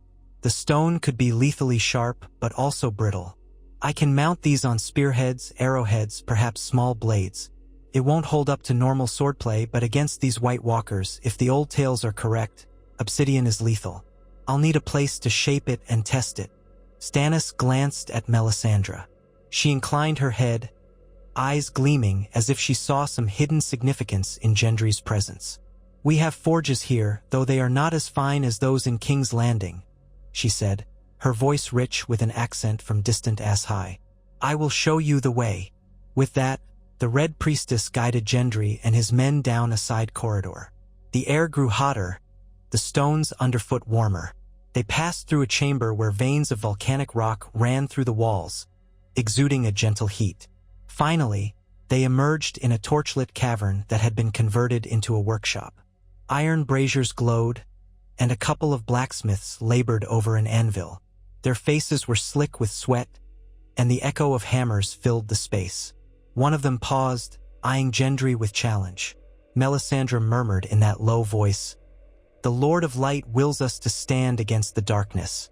If you are indeed the seed of the late king, then your blood carries power, though how you use it remains to be seen." Gendry fought back a shiver. "I'm just a smith," he said again, turning to the braziers. "Show me where I can set up, and I'll get to work. My men can help." Melisandre's lips curved in a slight smile. "As you wish." The next days passed in a blur of experimentation. Gendry studied the best methods to chip and shape obsidian without shattering it. He consulted with Dragonstone's local smiths, who had tried various approaches but lacked the technique to fuse dragonglass into functional weapons. Gendry found that forging metal tangs to hold the shards worked well, especially for arrowheads that could be slotted into steel or iron. For spears, he designed metal sockets around carefully shaped blades of obsidian. Mounting the glass was tricky, requiring patience and a steady hand. On the second day, Gendry cut himself more than once on the razor edges. Outside the workshop, the storms whipped around the island, and Stannis presided over his bleak court. Ser Davos Seaworth arrived at Dragonstone with news from King's Landing, where Stannis's men struggled to maintain order. Tyrell influence was growing, and the Iron Throne's coffers were thin. Gendry gleaned these tidbits from the fortress gossips, but he kept to himself. He had no desire to entangle himself in southern politics. All that mattered was fulfilling the reason he'd come. Melisandre visited the workshop daily, sometimes standing silently near the entrance, other times approaching to watch Gendry's progress. Her presence unsettled him. He could feel her eyes on him, as though searching for something in his soul. She spoke little, but once, when he tested a dragonglass dagger by slicing a practiced dummy, she murmured, "Night is dark and full of terrors, but your father's hammer once broke a prince's breastplate. Perhaps your skill can shatter the one who leads the undead." Gendry tried not to think of her cryptic words or the faint sense that she was measuring him for some dark ritual. He trusted that Stannis, for all his sternness, wouldn't stoop to sacrificing Robert's son. At least not now that the realm needed these weapons. Still, Gendry felt safest when surrounded by his own Northmen, who camped near the workshop. At times, he considered how easy it would be for Melisandre to slip in with her red magic and do something unspeakable. The thought hardened his resolve to finish his work quickly and leave this island behind. Within a fortnight, Gendry had produced hundreds of dragonglass arrowheads and a crate of spearheads as well. They had tested them on straw dummies and on bits of armor. Against steel plate, the blades often shattered, but they could slice through leather or mail. He had done all he could. Stannis observed a demonstration in the courtyard, men hurling spears at a wooden target. Some of the obsidian tips splintered on impact, but others buried themselves deep in the wood. Stannis turned to Gendry, eyes austere. "Will that suffice against these creatures?" Gendry shrugged. "They're not living. Steel might be useless, but from what the Watch says, dragonglass is deadly to them, even if the blade breaks afterward. A single good strike should be enough to kill a White or White Walker." Stannis's hand tightened on his belt. "So we trust old tales. Very well. I'll see that these weapons are shipped to the wall, and I expect you to continue forging them, or at least show my smiths how to do it." Gendry spent the next few days instructing the Dragonstone smiths, some of whom were resentful at being taught by a younger man. Still, they recognized his skill. He guided them through the shaping process, how to heat iron only enough to craft a socket, how to carve the dragonglass with chisels meant for stone. By the end, it seemed they could manage without him. Gendry was more than ready to leave, but Stannis delayed him twice, insisting that they confirm the final shipments. On the last night, Melisandre came to the workshop as Gendry was packing up. She glided in like a specter, the torches reflecting off her red gown. His Northman guards had gone to find food, leaving him momentarily alone with her. He could feel the warmth of the forge and an unsettling chill at the same time. She approached, her voice as soft as silk. "You have done much, blacksmith. The Lord of Light sees your effort, your flickering flame in the darkness." Her hand hovered near his chest, not touching but close enough that he felt the heat of her skin. "You are the son of a king, yet you deny any ambition to rule. Is that truly your wish?" Gendry tensed, stepping back slightly so her hand no longer hovered near him. "I have no interest in thrones or crowns. I saw what King's Landing was like under my father, if he truly was my father. I saw how quickly everything can turn to blood and betrayal. All I want is to do my part so that decent folk can live." Her red lips curved. "Your humility does you credit. Yet the world may need you in a different way. Blood of the king carries power. You could help banish the great other if you chose to embrace the flames. But you are not yet ready. Perhaps you never will be." He felt anger rise. "If you think I'll let you bleed me for your magic, you're mistaken." Melisandre tilted her head, a faint, knowing smile on her face. "That day may come when you freely offer yourself for the sake of the realm. But I will not take what isn't given. Not tonight." She turned smoothly and walked away, her voice echoing off the stone. "Remember, the night is dark and full of terrors." Gendry let out a breath once she was gone.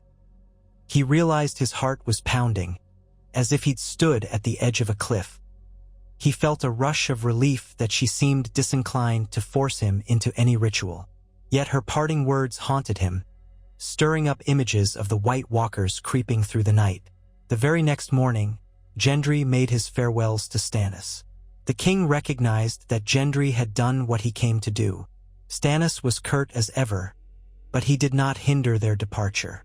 "If the dead are truly coming, then the living must stand together. Tell Robb Stark that I will not forget this. One day, we may need an alliance beyond mere trade in weapons." Gendry inclined his head, refraining from any open talk about the North's independence, especially when he was so close to leaving. Then he and his 10 Northmen departed Dragonstone aboard a smaller galley bound north. They carried with them a crate or two of obsidian shards for further forging, plus the knowledge Gendry had gained. Whatever else could be said of Stannis and Melisandre, at least they had parted without bloodshed. The journey home was faster, with calmer seas this time. Even so, winter's grip was tightening. The nights were bitterly cold, and the men huddled in furs on the ship's deck. Gendry dreamed again of the forges at Winterfell, of shaping dragonglass arrowheads by the hundreds, sending them to the wall where the true war might be fought. He hoped Robb had prepared. The crow's messages from Jon Snow had grown increasingly dire. Finally, they reached White Harbor. Gendry parted ways with the galley, thanking the captain, and set off for Winterfell. The roads were worse than before, partially iced over, so they traveled carefully. Along the way, they passed peasants struggling against the cold, entire families migrating south in fear of winter's wrath. Some recognized the direwolf banners and pleaded for shelter. Gendry's men gave out what spare food they could, but they were only a small escort. Their hearts grew heavy with each set of haunted eyes they passed. After nearly 2 weeks, they arrived at Winterfell's gates. The high walls stood draped in snow, and the hot springs sent curls of steam into the frigid air. Stable hands hurried to take their horses. Gendry rubbed his arms, stamping his feet to restore feeling after the long ride. Guards recognized him, saluting as he passed. He felt a rush of relief to be back on familiar ground. The courtyard was crowded with wagons bearing supplies, fresh logs, and barrels of salted fish. The entire castle seemed poised for a siege of ice. Before Gendry could even make his way to his forge, a steward informed him that King Robb was waiting in the Great Hall. Gendry followed, anxious to give his report. He found Robb by the massive hearth, conferring with several lords. The Great John was there, as well as Lord Rickard Karstark and a few lesser bannermen. They all turned as Gendry entered. Robb's face lit with some measure of relief. "You've made it back. Did Stannis hold to his word?" Gendry removed his gloves, warming his fingers near the hearth. "He did. We crafted a design for dragonglass arrowheads and spear tips. I taught his smiths. I have some shards with me, though the bulk will stay at Dragonstone until the Watch or the North requests them. But from what I saw, they have enough to arm an entire legion, if we can get them distributed. The Great John grunted. Good. We'll need every pointy rock if the dead come knocking. Robb gestured for Gendry to approach closer, away from the others. His voice quieted. We've had more ravens from Jon. The wildlings have reached the wall. He let them through rather than see them slaughtered by whatever hunts them. Some northerners are unhappy about it. Free folk they used to call savages. But Jon says they can be allies if treated fairly. Gendry considered that. He'd never met a wildling, but from the tales he'd heard, they were fearless and sometimes savage. Yet if the White Walkers were as bad as rumor claimed, men of any stripe might stand together in desperation. So what does Jon want from you? Robb exhaled, resting his good hand on the pommel of his sword. Men, supplies, everything. I've already sent a contingent, but if the threat grows, we'll need to muster the entire North. Every living soul might be needed to hold back the tide. We can't do this alone, though. The rest of Westeros must understand that if the North falls, they won't stand long after. Even Stannis' armies or the Tyrells, they won't be safe. I want to propose a great council, some gathering of all kingdoms to address this threat. But men's hearts are slow to change. They still cling to grudges from the war. You think your mother can arrange a council? Robb's eyes flickered with hope. Perhaps. She's a Tully with ties to the Riverlands, and we have a truce with the Lannisters. We might coax them to attend. But we also need to be ready in case they don't. He paused, scanning Gendry's face. How soon can you and your apprentices start forging dragonglass arrowheads in large numbers? I'd need a steady supply of the glass. We have some. We'll run out quickly if we start mass production. But if Stannis ships more, or if we find another source. Robb nodded. I'll send word to Stannis. We have a short window before the roads become impassable. If the shipments come by sea to White Harbor, we can transport them here. In the meantime, I want you to keep forging as many arrowheads and spear tips as you can manage. We'll prepare caches of them to send to the wall. We can't rely on normal steel once the others come. Gendry set his jaw. Then I'll get to work immediately. Good. And one more thing. Robb glanced over at the small knot of bannermen waiting by the hearth. Some of my lords still whisper that you are a threat to my crown, since you have Baratheon blood. That's nonsense, of course, but I'd like to quell any rumors by confirming your standing here. I'd like to name you Master of the Forge at Winterfell, an official position in my court. You'd have the rank to command resources, and no lord could question your loyalty. Will you accept it? Gendry was taken aback. He had never craved rank or titles, only wanting to craft steel. But the war had thrust him into a place where titles could mean protection and authority to continue his work. He swallowed, nodding slowly. I would be honored, Your Grace. Thank you. Robb gripped his arm again. I should be the one thanking you, Gendry. We might not have a realm if not for your skill. That very evening, Robb called a gathering in the Great Hall and announced the appointment. The lords grumbled in their cups, but none dared oppose their king. Gendry stood before them, his forge-worn hands and sooty clothes contrasting with their fur cloaks and polished swords. Yet the men who had fought beside Robb knew the worth of Gendry's work. The Great John let out a cheer, proclaiming him Hammer's heir. A ripple of laughter and applause followed, though some looked uneasy. It was enough to seal the matter. Word spread throughout Winterfell.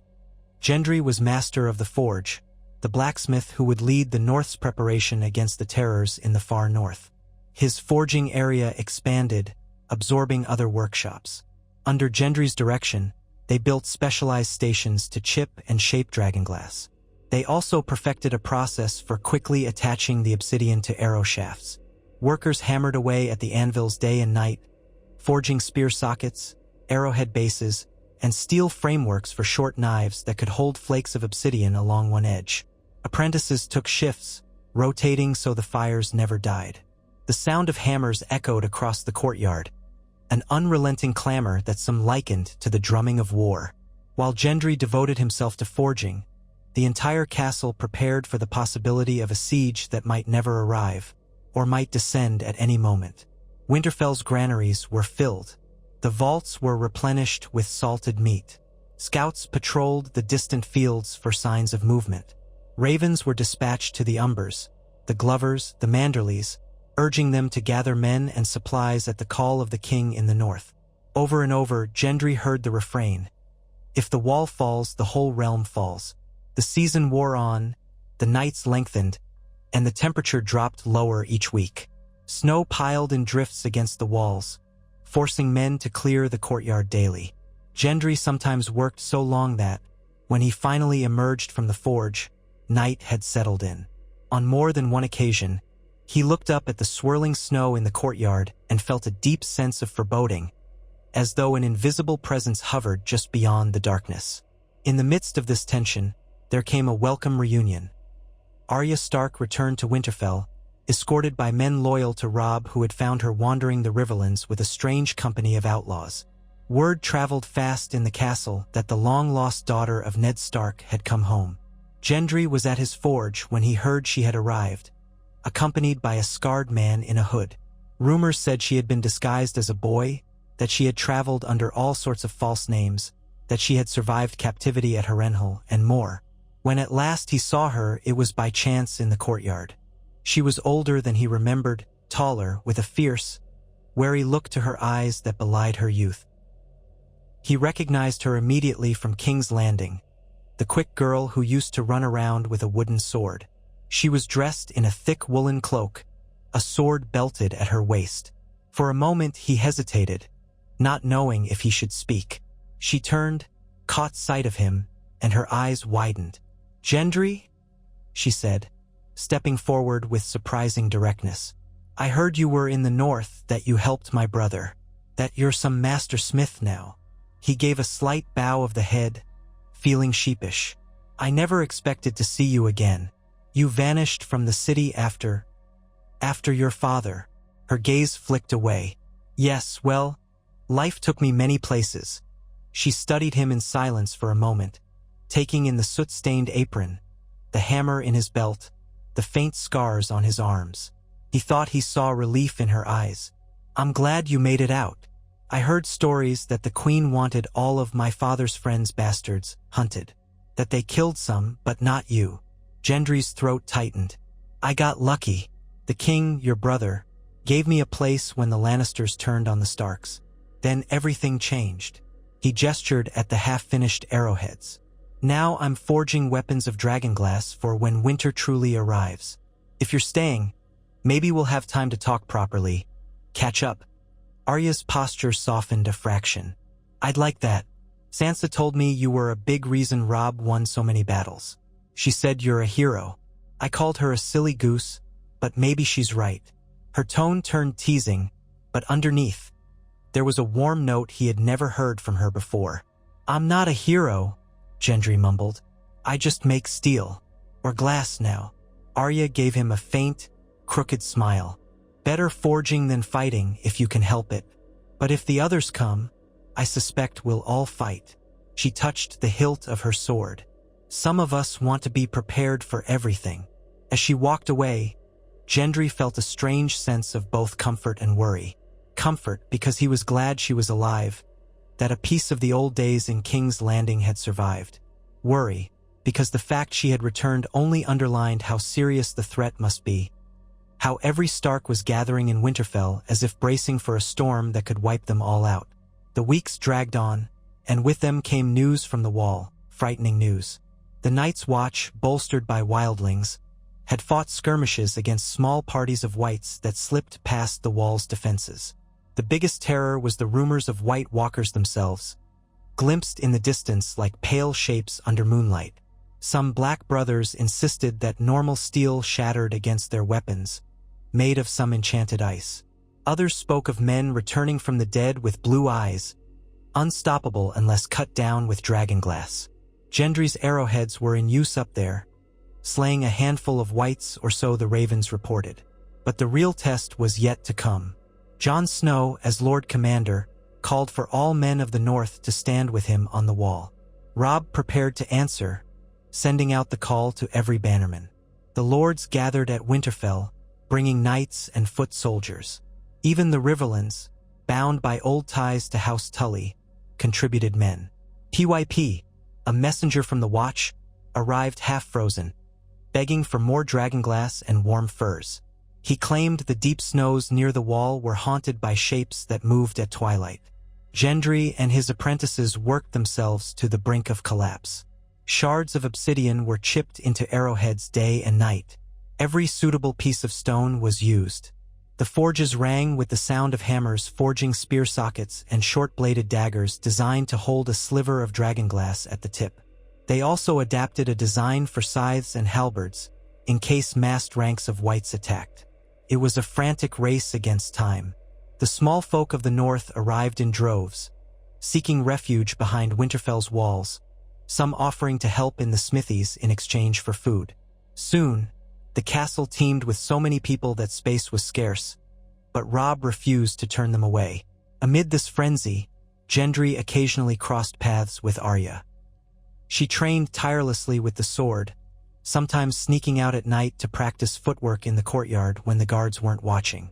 In her eyes, Gendry saw the same determination he felt in himself, to do something, anything, that might protect the living from the horror that threatened to descend upon them.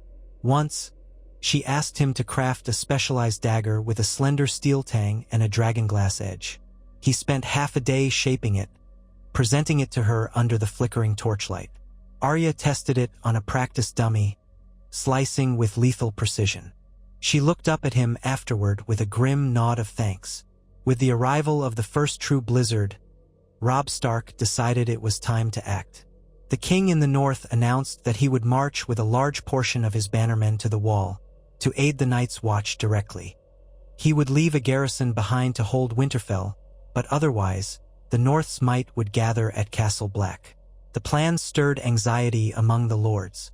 Some questioned whether to stay safe behind stone walls, but Robb insisted that if the wall fell, there would be no safety left in the north.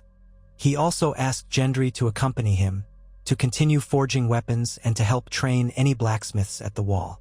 Gendry packed what tools he could. He left behind his less essential equipment, trusting his apprentices to maintain the forging at Winterfell.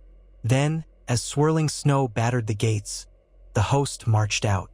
Thousands of men, horses, supply wagons, all trudging through drifts of white. The direwolf banners whipped in the wind. Gendry wore a heavy cloak of thick wool, lined with fur. His warhammer slung across his back, a short sword at his belt, and inside the wagons were crates of arrowheads and half-finished spear tips. The trek would be grueling, but the stakes were too high to stand idle. On the march, Gendry saw a sight that filled him with awe: the combined might of the North. Umbers, Mormonts, Glovers, Serwins, Tallhearts, even a few knights from the Vale who had come at Lady Sansa's request. The columns stretched for miles. Scouts rode ahead, sending signals back whenever they spotted anything moving in the snow. Night camps were set up with large fires, men huddling around them, passing skins of ale, telling ghost stories. Gendry often sat near the center, ensuring the blacksmith wagons were secure. At times, Arya would join him, silent but watchful, her sword resting on her knees as if even in rest she was ready for battle. The journey took weeks, slowed by snowdrifts and the general hardship of winter travel. A few men died of exposure or accidents along the way, but eventually, they glimpsed the colossal edifice of the wall rising before them, a vast sheet of ice that dwarfed anything Gendry had ever seen in the south. The Night's Watch had built outposts along the base, fortifications to house men and materials. Ravens circled overhead like black omens. Robb led his host into the shadow of that ancient wall, greeted by black-clad rangers.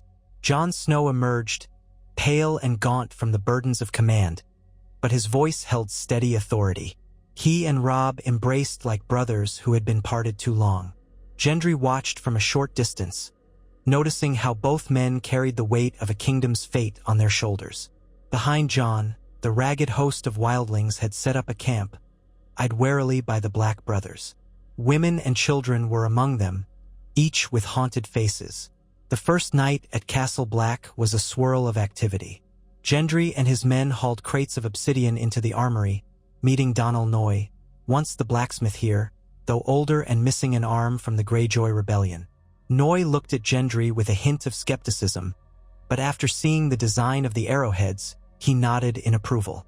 Together, they began distributing them to the Rangers, organizing a system so each brother carried a dragonglass dagger in addition to normal steel. Gendry spent hours conferring with any smith who would listen, teaching them how to mount obsidian shards, how to sharpen them, how to handle the stone with care. The blacksmith area at Castle Black was smaller than Winterfell's expanded forge, but the presence of so many men, both Night's Watch and Northerners, offered potential labor. However, there was a shortage of good fuel as the region had few trees. The Watch relied on shipments from the south for charcoal. Gendry improvised, ensuring the precious supply was used only for forging the metal sockets and tangs. The actual shaping of dragonglass took place with stone tools and careful hands. Outside, men patrolled the battlements. The wind howled atop the wall, carrying with it a searing cold that froze eyelids shut. Still, the watchers kept vigil, scanning the whiteness of the far side for any sign of movement. The wildlings told terrifying stories of white-faced demons that prowled under the cloak of snow. Jon Snow worked tirelessly to merge the wildling fighters with the Night's Watch, forging a shaky alliance. Tormund Giantsbane, a wildling leader, boomed about his prowess and tested a dragonglass-tipped spear with a skeptical frown. But he admitted that if half the old tales were true, they'd need all the weapons they could get. Weeks passed in uneasy tension. Some nights, horns sounded from the top of the wall. 1 blast for rangers returning, 2 for wildlings approaching, 3 for something worse. Gendry's work was endless, splitting time between the forging of new arrowheads and the constant repair of men's armor. He had never faced such an extreme climate. Even the forging process was more difficult in the freezing air. Tools froze to men's gloves if left unattended. Soot turned to black ice on the anvil. Yet the men persevered. One dawn, after a restless night, the watchers on the wall spotted a cluster of shapes moving in the distance, white on white, hard to discern. As the sun struggled to rise, the shapes drew nearer, whites, dead men and women, their flesh stiffened by ice, eyes glowing a pale blue in their sockets. The call went out across Castle Black. Jon Snow ordered the archers to the battlements. Gendry rushed to help carry crates of dragonglass arrows up the winding steps, breath burning in his lungs. When he reached the top, the wind hit him like a slap. He squinted out at the endless tundra, heart hammering. The whites moved sluggishly, but there were dozens of them, perhaps more. Stark outriders had reported an even larger mass behind them, hidden by snow drifts. Jon shouted for discipline, reminding the archers to wait until they were in range. The whites advanced with jerky, inhuman motions, arms extended. Some were half-rotted, others looked freshly dead, possibly men from previous skirmishes.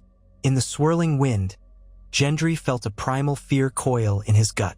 This was no ordinary battle. At last, they came close enough that the archers could see them clearly. Jon raised a hand, then dropped it in signal. A volley of arrows whistled through the freezing air. Gendry heard the snap of bowstrings, the hiss of feathers cutting the wind. The arrows arced down, glinting in the feeble light. Many struck the dead, burying themselves in ice-crusted flesh. Some shattered on bone or mist, yet a portion found their mark, the obsidian tips plunging into corpses.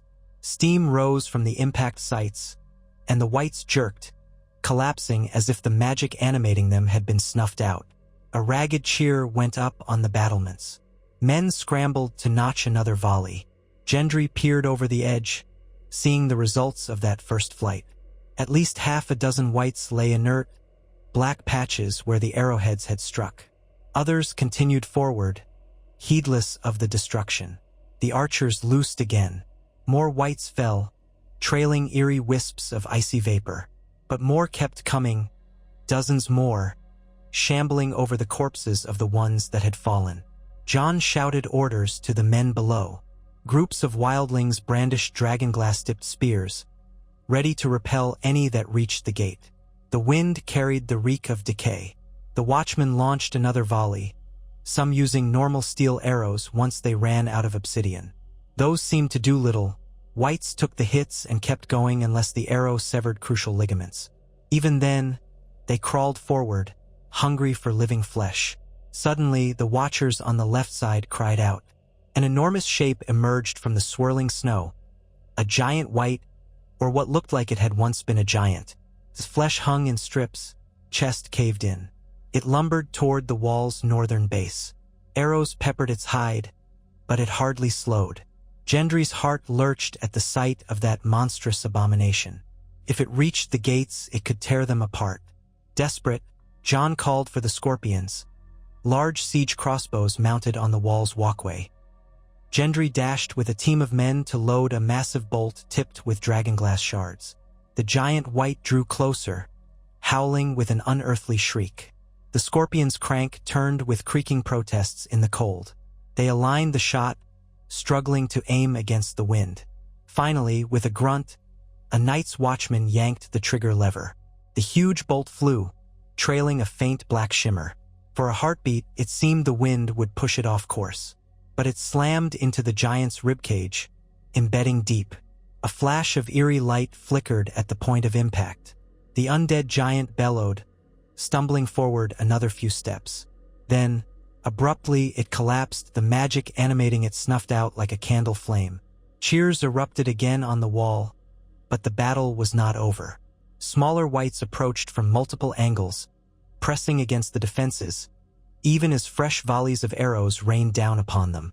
Some tried to climb the icy face of the wall in slow, jerking motions, while others battered at the outer doors. Jon commanded more scorpions to be loaded, and another volley soared overhead.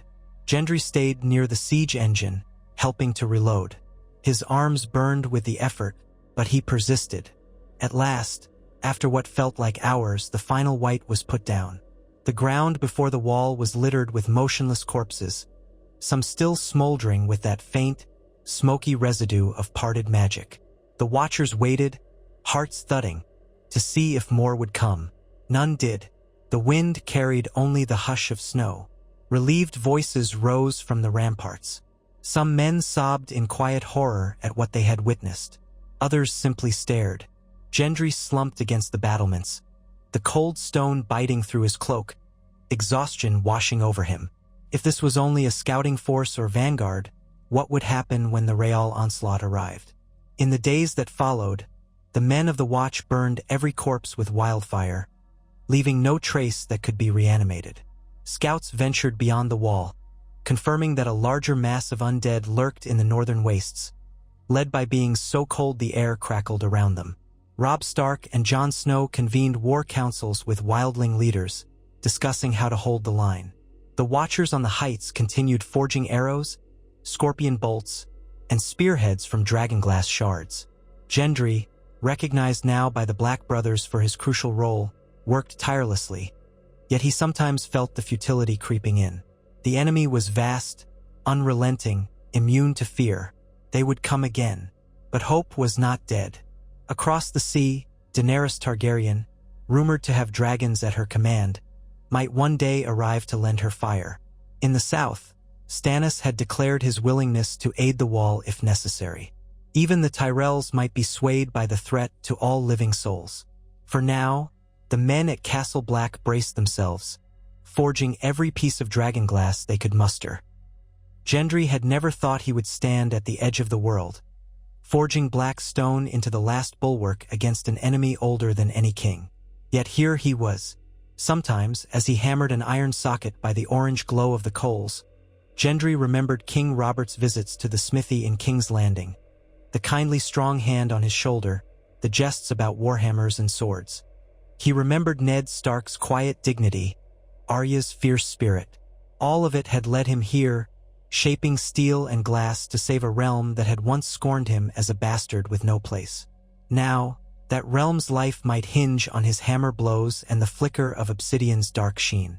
In the distance, beyond the wall, the wind howled, The snows swirled in dancing eddies, and somewhere in that endless white, the others gathered their silent host. Yet the forges burned on, an answer to the encroaching dark, defiant and unyielding, as men of the North and the Watch stood together under the vast winter sky. The fate of Westeros had turned on Gendry's skill once before in the War of the Five Kings, and now it might turn again in the war against the living and the dead. For where the realms of men had once clashed over crowns and thrones, now all must stand shoulder to shoulder in the face of a threat beyond mortal imagining. And Gendry, the royal armorer once discovered by Robert Baratheon, would stand among them, forging weapons in the darkness, hammer ringing like a heartbeat against the cold.